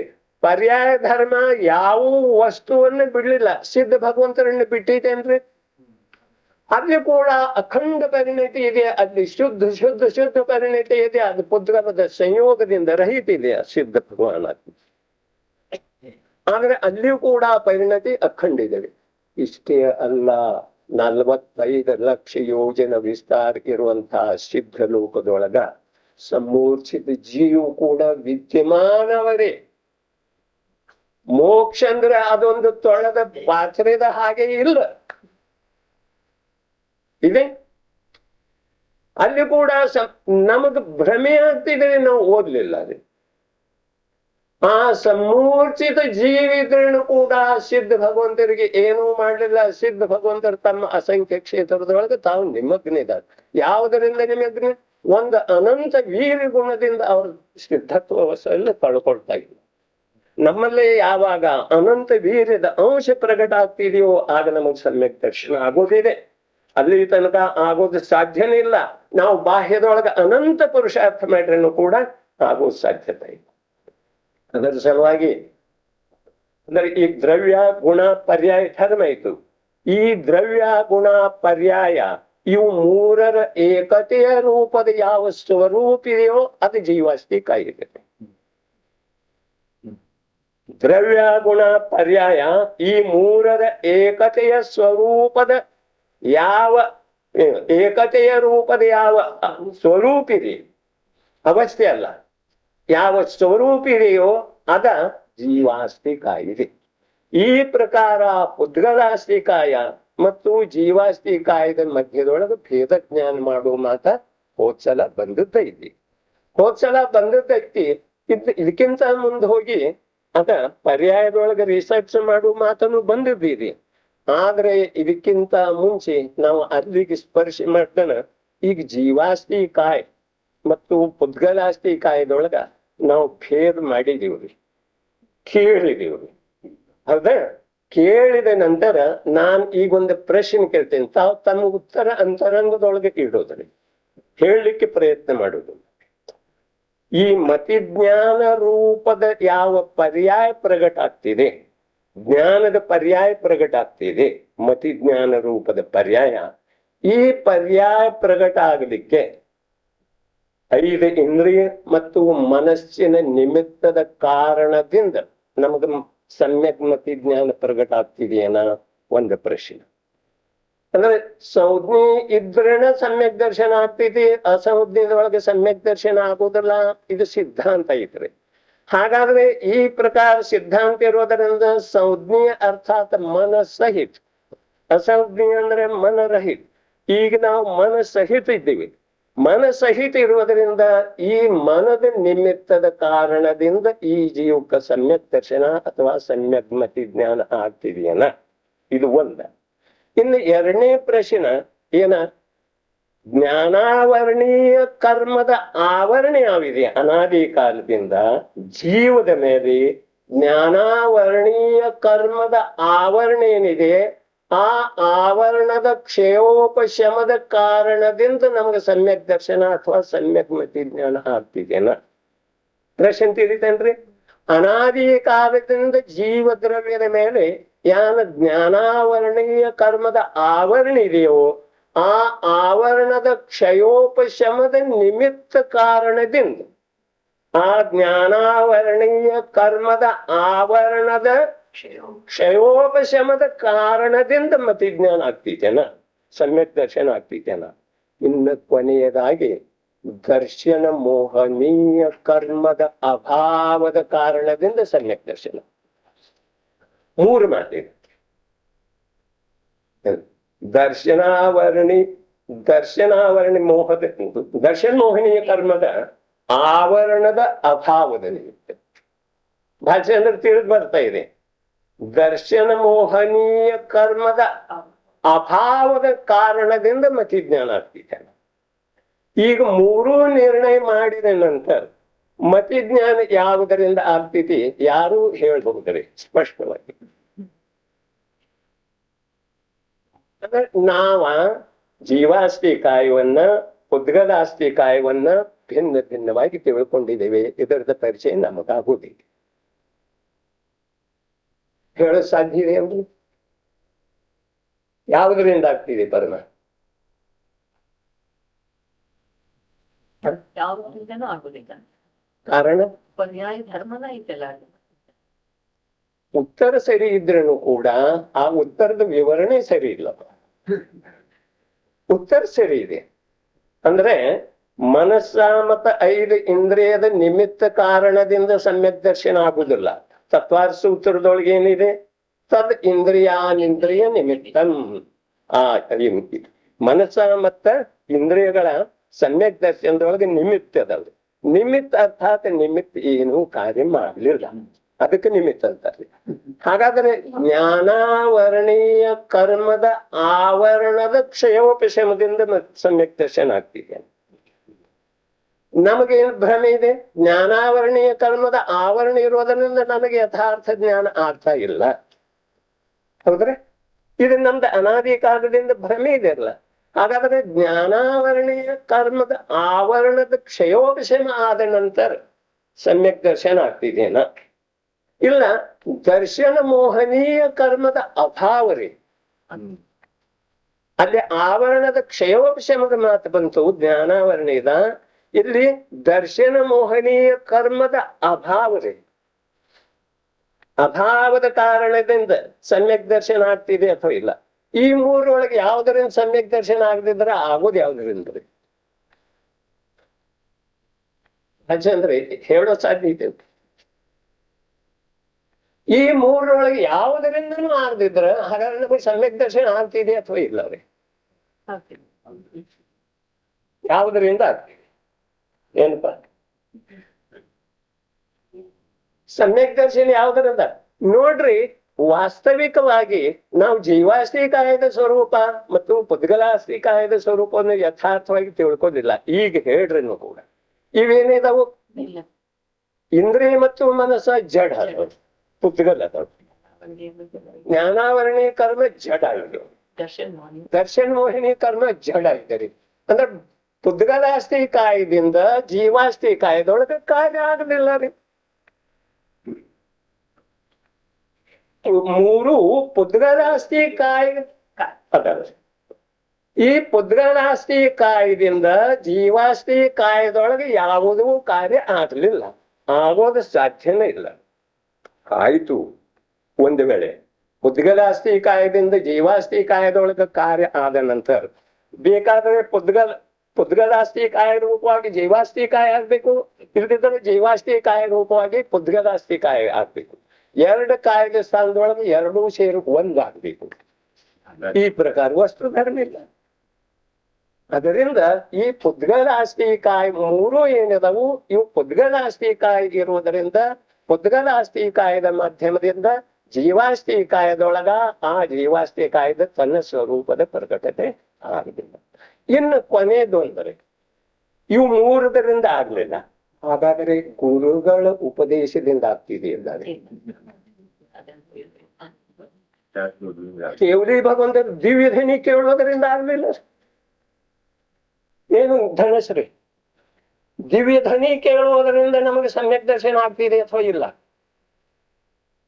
ಸಹಸ್ರ ಭಣಿ ಭಗವಾನ್ ಏನ್ ಹೇಳ್ತಾರೆ? ಭ್ರಮೆ ಇದೆ ನಮ್ದು. ನೋಡ್ರಿ, ಗುರುವಿನ ಉಪದೇಶದಿಂದ ಸಮ್ಯಕ್ ದರ್ಶನ ಅಥವಾ ಮತಿ ಜ್ಞಾನದ ಪ್ರಕಟತೆ ಆಗುದಿತ್ತು. ಗುರು ಏನಿದಾರು ಜೀವಾಸ್ತಿಕಾರಿ, ಮತ್ತೆ ನಾನೇನಿದ್ದೇನೆ, ನಾನು ಜೀವಾಸ್ತಿಕಾರಿ. ಎರಡು ಜೀವಾಸ್ತಿಕಾರಿ ಒಂದಾಗುದಿಲ್ಲ. ಇದು ಸಿದ್ಧಾಂತ ಐತೆ. ಹಾಗಾದರೆ ಸಮ್ಯಕ್ ದರ್ಶನ ಯಾವುದರಿಂದ ಆಗ್ತದೆ? ಮತಿ ಜ್ಞಾನ ಯಾವುದರಿಂದ ಆಗ್ತದೆ? ಅದ್ಭುತನಾಥ ಇದ್ರಿ, ತತ್ವಾರ್ಥೂತರ ಇದ್ದಾರೆ, ಜೈನ್ ದರ್ಶನ ಇದ್ರಿ, ಉಮಾಸ್ವಾಮಿ ಭಗವಂತರದ ಮಾತಿದ್ದಾರೆ. ಆ ಉಮಾಸ್ವಾಮಿ ಭಗವಂತ ಯಾವಾಗ ಅತೀಂದ್ರಿಯ ಆನಂದದೊಳಗೆ ನಿಮಗ್ನ ಆಗಿ ಹೋಗಿದ್ರು, ಆಗ ಬಾಹ್ಯದೊಳಗ ಶರೀರ ತನ್ನ ಕಾರ್ಯ ಮಾಡಿದೆ. ಈ ಪುದ್ಗಲ್ ಪರಮಾಣುಗಳ ಅಕ್ಷರ ರೂಪದಿಂದ ಆಗಿ ಸೂತ್ರಗಳ ರಚನೆ ಆಗಿದೆ. ನಮ್ದು ಭ್ರಮೆ ಇದೆ.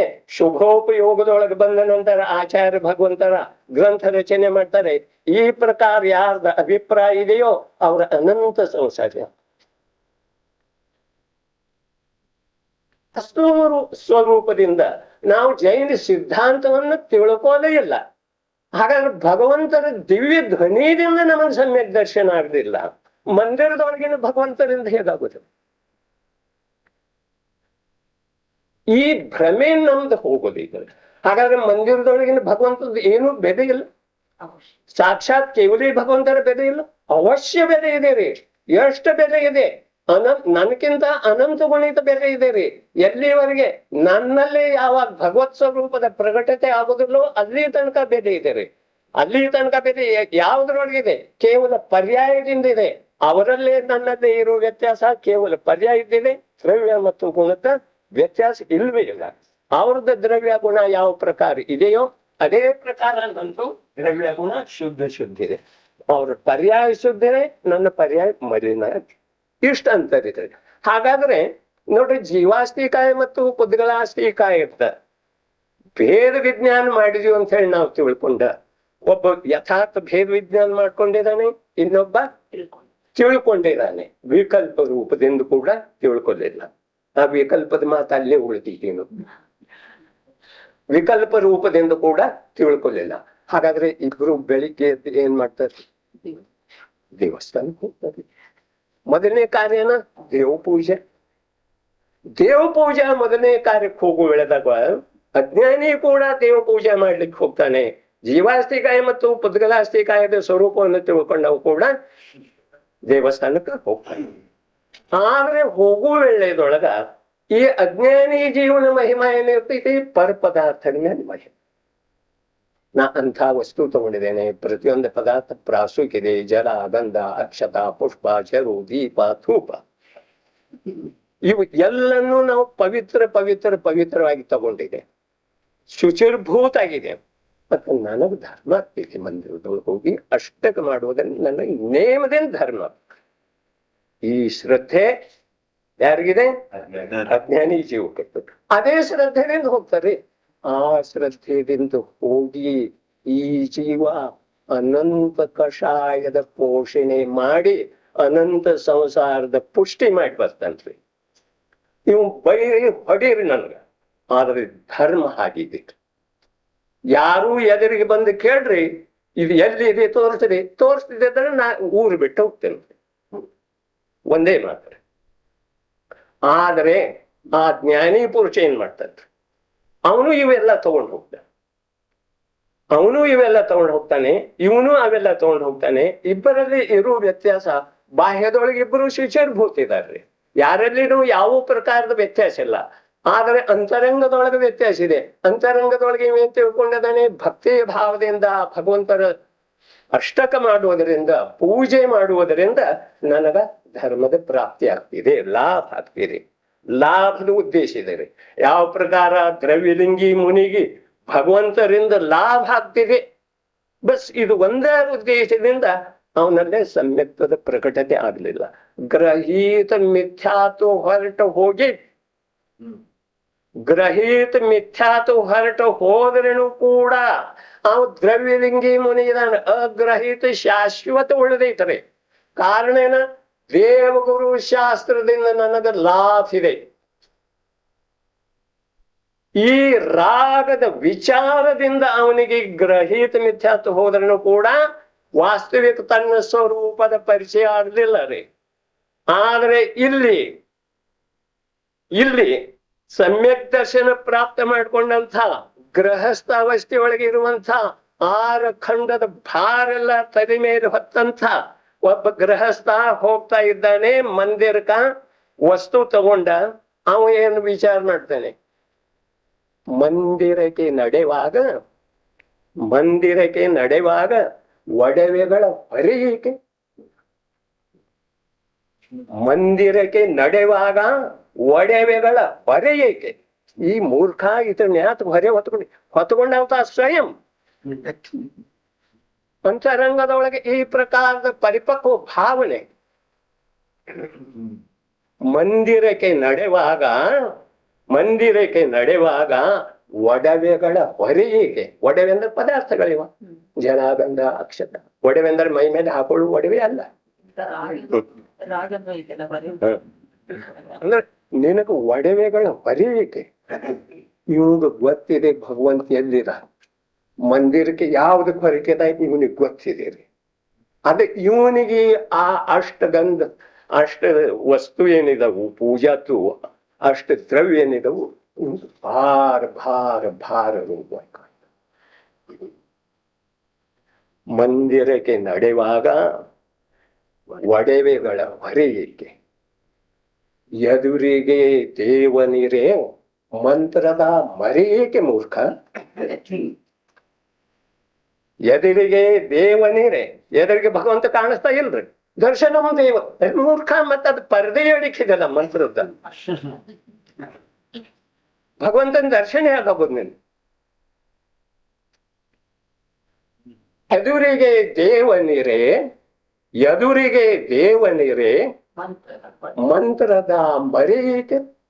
ಮಂತ್ರ ರೂಪದ ಪರದೆ ಎಳೀತಾ ಇದೀನಿ ನಿನ್ನ ಕೈಯಿಂದ. ನೀನು ಭಗವಂತ ನಿನಗೆ ದೃಷ್ಟಿಗೋಚರ ಹೇಗಾದವ್ರಿ.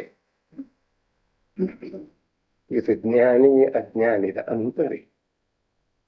ಇಲ್ಲಿ ಇದ್ರ ಮೇಲೆ ಎಷ್ಟಾಯ್ತು. ಜ್ಞಾನಿ ಅಜ್ಞಾನದ ಮಾತಿದೆ ರೀ. ಇಲ್ಲಿ ಅಜ್ಞಾನದ ಭಾವನೆ ಏನಿದೆ, ಪೂಜಾ ದ್ರವ್ಯ ತಗೊಂಡು ಹೋಗಿದನು, ಇದರಿಂದ ನನ್ನ ಕಲ್ಯಾಣ ಇದೆ, ನನ್ನ ಧರ್ಮ ಇದೆ, ಇದರಿಂದ ನಾನು ಪರಂಪರೆಯಿಂದ ಮೋಕ್ಷಕ್ಕೆ ಹೋಗ್ತೇನೆ. ಈ ಪ್ರಕಾರದ ಶ್ರದ್ಧಾ ಅಂತರಂಗದೊಳಗ ಸ್ಥಿರ ಇದೆ ರೀ. ಆ ಪ್ರಕಾರದ ಉಪದೇಶ ಅವ ಬಾಹ್ಯ ಗುರುಗಳ ಬಾಹ್ಯ ಗ್ರಂಥದ ಮೂಲಕ ಕೇಳಿದನ್ರಿ. ನಾವು ಗ್ರಂಥ ಓದೋದಂದ್ರೆ ಸಿಕ್ಕದ ಗ್ರಂಥ ಓದ್ಲಿಕ್ಕೆ ಹೇಳಿಲ್ಲ. ಆತ್ಮ ಕಲ್ಯಾಣ ಯಾವ ಸರ್ವಜ್ಞ ಪ್ರಣೀತಿದೆಯೋ ಆ ಗ್ರಂಥನ ಅಧ್ಯಯನ ಮಾಡಬೇಕು, ಆ ಗ್ರಂಥನ ಸ್ಪರ್ಶ ಮಾಡಬೇಕು.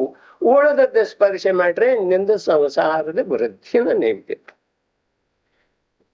ಅದರ ಸಲುವಾಗಿ ಇಲ್ಲಿ ಆಚಾರ್ಯ ಭಗವಂತರ ಜ್ಞಾನಿ ಮಹಾಪುರುಷರೇನು ಹೇಳ್ತಾರೆ, ಯಾವ ಉದ್ಗಲಾಸ್ತಿಕಾಯ ಜೀವಾಸ್ತಿಕಾಯದ ಮಧ್ಯದೊಳಗೆ ಭೇದ ಜ್ಞಾನ ಮಾಡ್ಕೋಲಿಲ್ಲ, ಭಿನ್ನವಾಗಿ ತಿಳ್ಕೊಲಿಲ್ಲ, ತಿಳ್ಕೊಂಡದ್ದು ನಾಟಕ ಮಾಡಿದಾನೆ, ಆತ ಭಗವಂತರ ಕಡೆ ಹೋಗ್ತಾನೆ.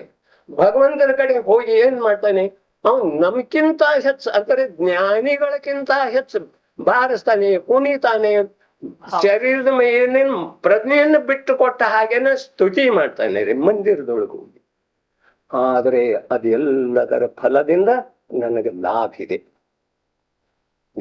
ಅದು ಈ ಪೂಜಾ ದ್ರವ್ಯ ಒಯ್ಯು ವೇಳೆದೊಳಗ ಭಗವಂತ 18 ದೋಷದಿಂದ ರಚಿತದಲ್ಲಿ ಕ್ಷುಧಾತೃಷ. ಅವನಿಗೆ ನೀವೇನ್ ಫಲ ಕೊಡೋದಿದ್ದೀವಿ, ಅವನಿಗೆ ನೀವೇನು ದೀಪ ತೋರಿಸೋದಿದ್ರಿ, ಅವನ್ ತನ್ನ ಜ್ಞಾನ ದೀಪ ಅವನದೇ ಅಂತರಂಗದೊಳಗೆ ಹೊತ್ತಿ ಶರೀರ ಭಿನ್ನ ಮತ್ತು ಆತ್ಮ ಭಿನ್ನವಾಗಿ ಸ್ಪಷ್ಟ ಗೋಚರ ಆಗ್ತಾ ಇದ್ದಾನೆ.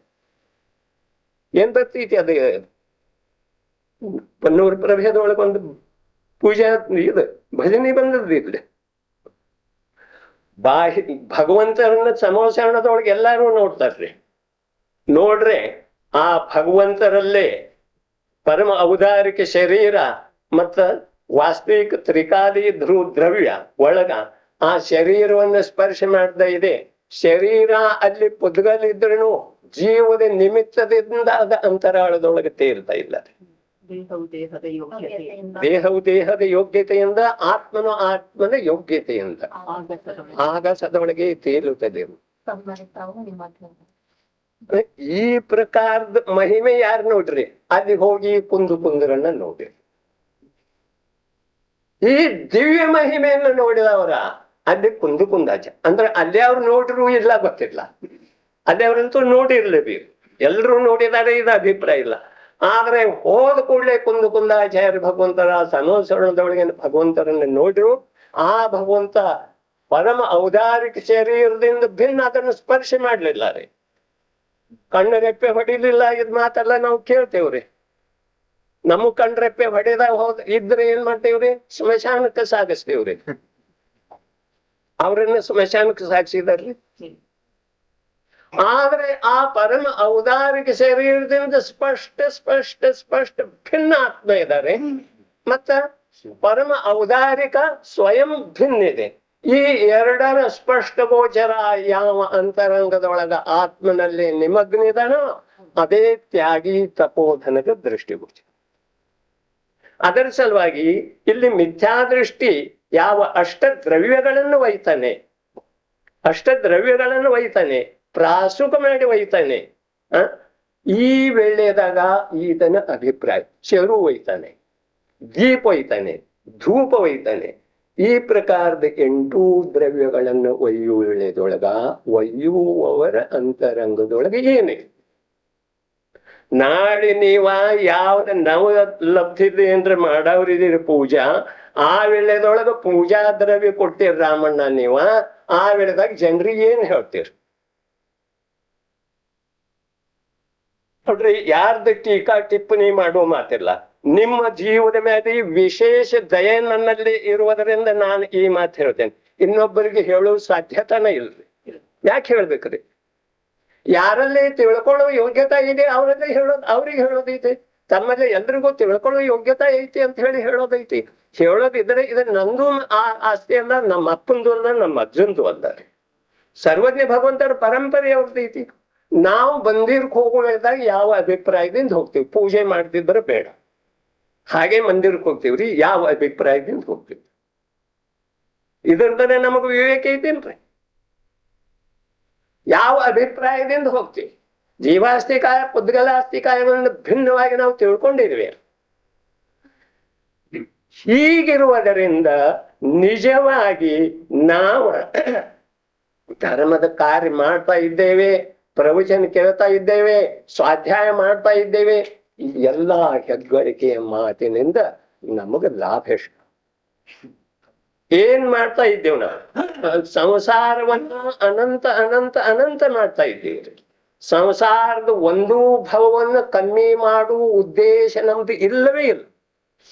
18 ದೋಷದಿಂದ ರಹಿತಿರುವಂತಹ ಸರ್ವಜ್ಞ ಭಗವಂತರಿಗೆ ಕ್ಷುಧಾರೋ ಮೊದಲನೇದೈತಿ ಕ್ಷುಧಾ, ತೃಷ. ಮತ್ ನೀವು ಏನ್ ಫಲ ಯಾತಕ್ಕೆ ಅರ್ಪಣೆ ಮಾಡ್ತೀರಿ? ಪೂಜೆ ಮಾಡುವವರ ಮಾತ ನಾವು ಫಲ ಯಾವುದಕ್ಕೆ ತಗೊಂಡು ಹೋಗ್ತೇವೆ? ಯಾರಿಗೆ ಅರ್ಪಣೆ ಮಾಡ್ತೀವಿ? ಅರ್ಪಣೆ ಮಾಡಬಾರ್ದನ? ಈ ಪ್ರಕಾರ ಮಿಥ್ಯಾದೃಷ್ಟಿ ಜೀವ ಕೇಳೋದಿದೆ ಸ್ವಾಭಾವಿಕ. ಒಯ್ಯೋನೇನ್ ಬೇಡ, ದೇವ ದರ್ಶನ ಮಾಡೋನೇನ್ ಬೇಡ. ಇದು ಮಿಥ್ಯಾದೃಷ್ಟಿ ಸ್ವಭಾವನ ಐತ್ರಿ ಇದ್ರಿ. ಅದಕ್ಕೆ ನಿಮಗ್ ಕಾಂಜೀಪಂಥಿ ಅಂತಾರಂತಾರೆ.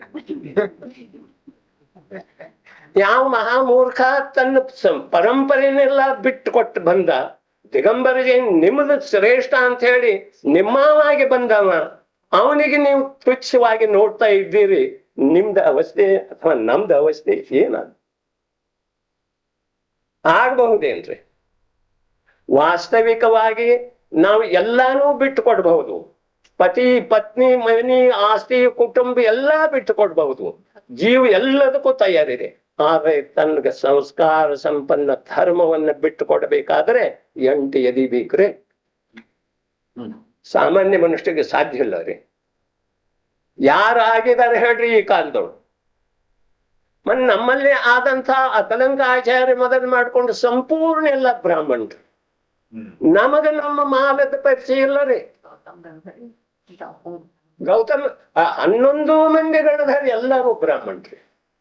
ಭಗವಾನ್ ಮಹಾವೀರ ಸಮೋಶರಣದೊಳಗೆ ಇರುವಂತಹ 11 ಜನ ಗಣಧರ ಎಲ್ಲರೂ ಬ್ರಾಹ್ಮಣರು. ಯಾರು ಇನ್ನೊಬ್ರು ಇರ್ಲಿ? ಹಾಗಾದ್ರೆ ಈ ಕಥನ ಬ್ರಾಹ್ಮಣರದ್ದು ಐತೇನ್ರಿ? ಗೌತಮ ಗಣಧರ್ ಬ್ರಾಹ್ಮಣರ, ಅವ ಬ್ರಾಹ್ಮಣತ್ವ ಬಿಟ್ಟು ಬಂದಿದ ಇದು ನಮಗ್ ಗೊತ್ತಿಲ್ಲ ರೀ. ಕಾಂಜಿ ಸ್ವಾಮಿ ತನ್ನ ಸ್ಥಾನಕವಾಸಿ ಪರಂಪರೆ ಬಿಟ್ಟು ಬಂದಿದ್ದಾನೆ, ಅದು ನಮಗ್ ಗೊತ್ತಿಲ್ಲ ರೀ. ನಾವು ಅವನನ್ನ ಹೀಯಾಳಿಸ್ತೀವಿ, ನಿಂದೆ ಮಾಡ್ತೀವಿ. ಇದು ನಮ್ಮ ನಿಂದೆ ರೀ. ನಮ್ಗ ಅನಂತ ಸಂಸಾರ ಆಗೋದಿದ್ರೆ ಈ ಪ್ರಕಾರದ ಮಾಡ್ತೀವ್ರಿ ನಾವು. ವಾಸ್ತವಿಕವಾಗಿ ಇಲ್ಲಿ ಏನ್ ಹೇಳ್ತಾರು, ಮಂದಿರಕ್ಕೆ ಹೋಗುವಂತ ಗೃಹಸ್ಥ ಆ ಅಷ್ಟ ದ್ರವ್ಯಗಳನ್ನ ತಗೊಂಡು ಹೋಗ್ತಾನೆ. ಯಾವ ಉದ್ದೇಶದಿಂದ ತಗೊಂಡು ಹೋಗುವವರು ವಿಚಾರ ನಾವು ಯಾವ ಉದ್ದೇಶದಿಂದ ನಾವು ತಗೊಂಡು ಹೋಗ್ತೀವಿ, ಇದನ್ನ ವಿಚಾರ ಮಾಡುವ ಮಾತಿದ್ರಿ. ನೋಡ್ರಿ, ಜೈನ್ ದರ್ಶನ್ ಅಜ್ಞಾನದೊಳಗೆ ಇಡುವ ದರ್ಶನ ಅಲ್ಲ. ನಾ ಏನ್ ಹೇಳ್ತೇನೆ ಅದನ್ನ ಕೇಳೋದು. ಈ ಪ್ರಕಾರ ಎಲ್ಲಿಯೂ ಯಾವ ಸರ್ವಜ್ಞ ಭಗವಂತ ಕೂಡ ಎಲ್ಲಿಯೂ ಆಜ್ಞೆ ಮಾಡ್ಲಿಲ್ರಿ. ನಾವು ನಮ್ಮ ಅಜ್ಞಾನದಿಂದ ಇದು ಸರ್ವಜ್ಞ ಭಗವಂತರ ವಾಣಿ ಐತಿ, ಇದು ಮುನಿದ ಐತಿ ನಾವು ತಿಳ್ಕೊಂಡ್ರೆ ಅದಕ್ಕೆ ನಮ್ಮ ಅಜ್ಞಾನ ಕಾರಣ್ರಿ. ಸರ್ವಜ್ಞ ಭಗವಂತರ ಅಥವಾ ಯಥಾರ್ಥ ಮುನಿ ಭಗವಂತರ ಈ ಪ್ರಕಾರ ಹೇಳು ಸಾಧ್ಯನೇ ಇಲ್ಲ. ಯಾರ ಅಂತರಂಗದೊಳಗ ಧರ್ಮದ ಉತ್ಪತ್ತಿ ಆಗಿದೆಯೋ, ಯಾವ ಜೀವಂತ ಧರ್ಮಿ ಇದನೋ, ಆ ಜೀವ ಇನ್ನೊಬ್ಬರ ಜೀವದ ಸಲುವಾಗಿ ಇನ್ನೊಂದು ಜೀವದ ಮೇಲೆ ವಾಸ್ತವಿಕ ದಯಾ ಕರುಣಾಭಾವ ಇರ್ತೈತಿ. ನಾನೇನ್ ತಿಳ್ಕೊಂಡಿದ್ದೇನೆ ಅದನ್ನ ಸಮಸ್ತ ಜೀವಕೋಟಿ ತಿಳ್ಕೊಳ್ಳಿ, ಎಲ್ಲರದ್ದು ಕಲ್ಯಾಣ ಆಗ್ಲಿ. ನನಗೆ ಪ್ರತಿ ಸಮಯಕ್ಕೆ ಯಾವ್ದು ಒಂದು ಅತೀಂದ್ರಿಯ ಆನಂದ ಬರ್ತಾ ಇದೆಯೋ ಅಂಥ ಅತೀಂದ್ರಿಯ ಆನಂದ ಪ್ರತಿಯೊಂದು ಜೀವಕ್ಕೆ ಬರ್ಲಿ. ಸರ್ವೇ ಜನ ಸುಖಿನೋ ಭವಂತು. ಈ ಪ್ರಕಾರದ ಉದಾತ್ತ ಭಾವನಾ ಜೈನ ದರ್ಶನ ಇದೆ ರೀ. ಹೀಗಿರ್ತಿರುವಾಗ ನಾವು ಪೂಜಾ ವಸ್ತುವನ್ನು ತಗೊಂಡು ಹೋಗ್ತೇವೆ, ಅಲ್ಲಿ ನಮ್ಮ ಇಚ್ಛಾ ಅಭಿಪ್ರಾಯ ಏನಿರ್ತೈತಿ. ಹಾಗಾದ್ರೆ ಸಮ್ಯಕ್ ದೃಷ್ಟಿ ಜೀವದ ಇಚ್ಛಾಭಿಪ್ರಾಯ ಏನಿದೆ, ಆ ಪೂಜಾ ದ್ರವ್ಯಗಳನ್ನ ಏನಂತ ತಿಳ್ಕೊಂಡಿದೆ ನೀವು? ಭಾರರಿ ಒಡವೆಗಳ ಹೊರೆಗೆ ಇವತ್ತದ ಹೊರಗೆ ಯಾಕೆ ಹೊತ್ಕೊಂಡು ಹೊಂಟಿದೆ? ನಿನ್ನ ಅಲ್ಲಿ ಹೋಗಿ ಏನ್ ನೋಡಾಗಿದೆ? ನಿನ್ನ ಭಗವಾನಾತ್ಮನ ಅತೀಂದ್ರಿಯ ಆನಂದದ ಅನುಭವ ಮಾಡಾಗಿದೆ. ಎದುರಿಗೆ ಭಗವಂತ ಇದ್ದಾರೆ. ಮತ್ತೆ ಮಂತ್ರ ಅನ್ನೋದ ಮಂತ್ರ ರೂಪದ ಪರದೇ ಯಾರು ಹೇಳಿ ಅವ್ರಿ ಮುಂದ್ರಿ? ಭಗವಂತನ ದರ್ಶನ ಮಾಡಿ, ಭಗವಂತನ ಸ್ವರೂಪ ನೋಡಿ, ನನ್ನ ಸ್ವರೂಪದ ದರ್ಶನ ಮಾಡೋದೈತಿ. ನನ್ನ ಸ್ವರೂಪ ದರ್ಶನ ಮಾಡಿ ನನ್ನ ಅತೀಂದ್ರಿಯ ಆನಂದದೊಳಗ ನಾನು ಇಳಿದು ಹೋಗೋದೈತಿ. ಈ ಉದ್ದೇಶದಿಂದ ಈ ಪಂಚಮ ಗುಣಸ್ಥಾನವರ್ತಿ ಶ್ರಾವಕ ಅಥವಾ ಚತುರ್ಥ ಗುಣಸ್ಥಾನವರ್ತಿ ಅವಿರತ್ ಸಮ್ಯಕ್ ದೃಷ್ಟಿ ಭಗವಂತನನ್ನ ನೋಡುವ ದೃಷ್ಟಿ, ಮತ್ತೆ ಮಿಥ್ಯಾ ದೃಷ್ಟಿ ಜೀವದ ನೋಡುವ ದೃಷ್ಟಿ, ಈ ಪ್ರಕಾರ ಲಾಭದ ದೃಷ್ಟಿ ಇರ್ತದೆ. ಈ ಪ್ರಕಾರ ಲಾಭದ ದೃಷ್ಟಿ ಇರುವಂಥವ್ರಿಗೆ 9ನೇ ಗ್ರೈವೇಕ್ ಹೋಗಿ ಬಂದ ದ್ರವ್ಯಲಿಂಗಿ ಮಹಾಮುನಿ ಅಲ್ಲಿಂದ ನೇರವಾಗಿ ಬಂದ ಏಕೇಂದ್ರಿಯ ನಮಗ ಅದನ್ನು ಮಾಡೋದಿದೆ ಅಂದ್ರೆ ನಾವು ನೋಡ್ರಿ, ನಮ್ಮ ಮೇಲೆ ಒಂದು ಸಲ ದಯೆ ಮಾಡೋದು ಕಲಿಬೇಕ್ರಿ. ನಮ್ಮ ಆತ್ಮನ ಮೇಲ್ರಿ ಪರಪದಾರ್ಥದ ಮೇಲೆ ದಯೆ ಮಾಡಿ ಅನಂತ ಸಂಸಾರದ ವೃದ್ಧಿ ಮಾಡ್ಕೊಂಡಿದ್ವಿ. ಆದ್ರೆ ನಮ್ಮ ಮೇಲೆ ಒಂದು ಸಲ ದಯೆ ಮಾಡ್ಬೇಕ್ರಿ. ಈ ಪ್ರಕಾರ ಸಮ್ಯಕ್ ದೃಷ್ಟಿ ಜೀವ ಯಾವ ಪೂಜಾ ದ್ರವ್ಯಗಳನ್ನ ತಗೊಂಡು ಹೋಗ್ತಾನೋ ಆ ಪೂಜಾ ದ್ರವ್ಯ ಇವನಿಗೆ ಭಾರ ರೂಪವಾಗಿ ಕಂಡು ಬಂದಿವೆ. ಹಾಗಾದ್ರೆ ನೀವು ಯಾಕೆ ತಗೊಂಡು ಹೋದ್ರಿ?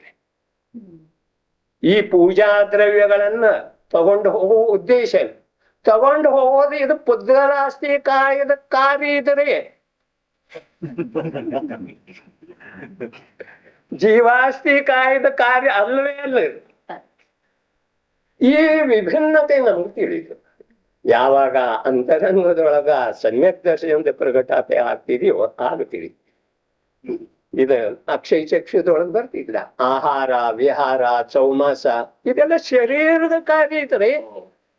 ಶರೀರ ಮಾಡ್ತಿದ್ರಿ, ಪಂಚಾಂಗ ಇಟ್ಕೊಂಡಿರ್ತಾರ್ರಿ ಅವ್ರ. 4 ತಿಂಗಳು ಮುಗಿತು, ಇನ್ನು ವರ್ಷ ಇವು ಹ್ಯಾಗ ಹೋಗ್ತಾರ್ರಿ? ಈ ವಿಚಾರ ನಮ್ಮಂಥ ಅಜ್ಞಾನಿಗಳಿಗಿರಿ. ಈ ವಿಚಾರ ನಮ್ಮಂಥ ಅಜ್ಞಾನಿಗಳಿಗೆ, ಅವ್ರಿಗೆ ಮುಹೂರ್ತ ತಿಥಿ ಉತ್ತಮ ಇವೆಲ್ಲ ಬೇಕು. ಇವು ಮಹಾ ಅಜ್ಞಾನಿ ಏನಿದ್ದಾರೆ ಅವ್ರ ಮುಹೂರ್ತ ತಿಥಿ ಇವನ್ನೆಲ್ಲ ನೋಡ್ತಾರೆ. ಜೈನ ದರ್ಶನದೊಳಗ ಒಂದು ಪರಮಾಣು ಇನ್ನೊಂದು ಪರಮಾಣುದೊಳಗೆ ಏನೂ ಮಾಡುವ ಸಾಧ್ಯತೆ ಇಲ್ಲ. ಹೀಗಿರ್ತಿರುವಾಗ ನಾವ 5 ಮಿನಿಟ್ ಇದ್ರೆ ಮುಗಿದೇ ಇರ್ತದೆ. ತ್ರಿಜಿನವಾಣಿಯ ಜ್ಞಾನದಲ್ಲಿ ಲೋಕಾಲೋಕವು ತಿಳಿಯುವುದು. ಆ ವಾಣಿಯು ಮಸ್ತಕಕ್ಕೇರಲಿ ಸತತವು ಎಚ್ಚರ ನೀಡುವುದು. ಭಜಿಸು ದೇವ ಅರಹಂತರನು, ಸೇವಿಸು ಗುರು ನಿರ್ಗ್ರಂಥರನು, ಪಾಲಿಸು ದಯಾ ಧರ್ಮವನು, ಇದುವೇ ಮುಕ್ತಿಯ ಪಥವಿಹುದು. ಧರ್ಮದಿಂದ ಸಂಸಾರ ಸುಖ, ಧರ್ಮದಿ ದೊರೆಯುವುದು ನಿರ್ವಾಣ. ಧರ್ಮ ಪಥವನ್ನು ಸಾಧಿಸದಿದ್ದರೆ ಮನುಜನು ತಿರಿಯಂಚ ಸಮಾನ. ಮನುಜನು ತಿರಿಯಂಚ ಸಮಾನ. ಜೈ ಬೋಲಿ ಜಿನವಾಣಿ ಮಾತಾ ಕಿ.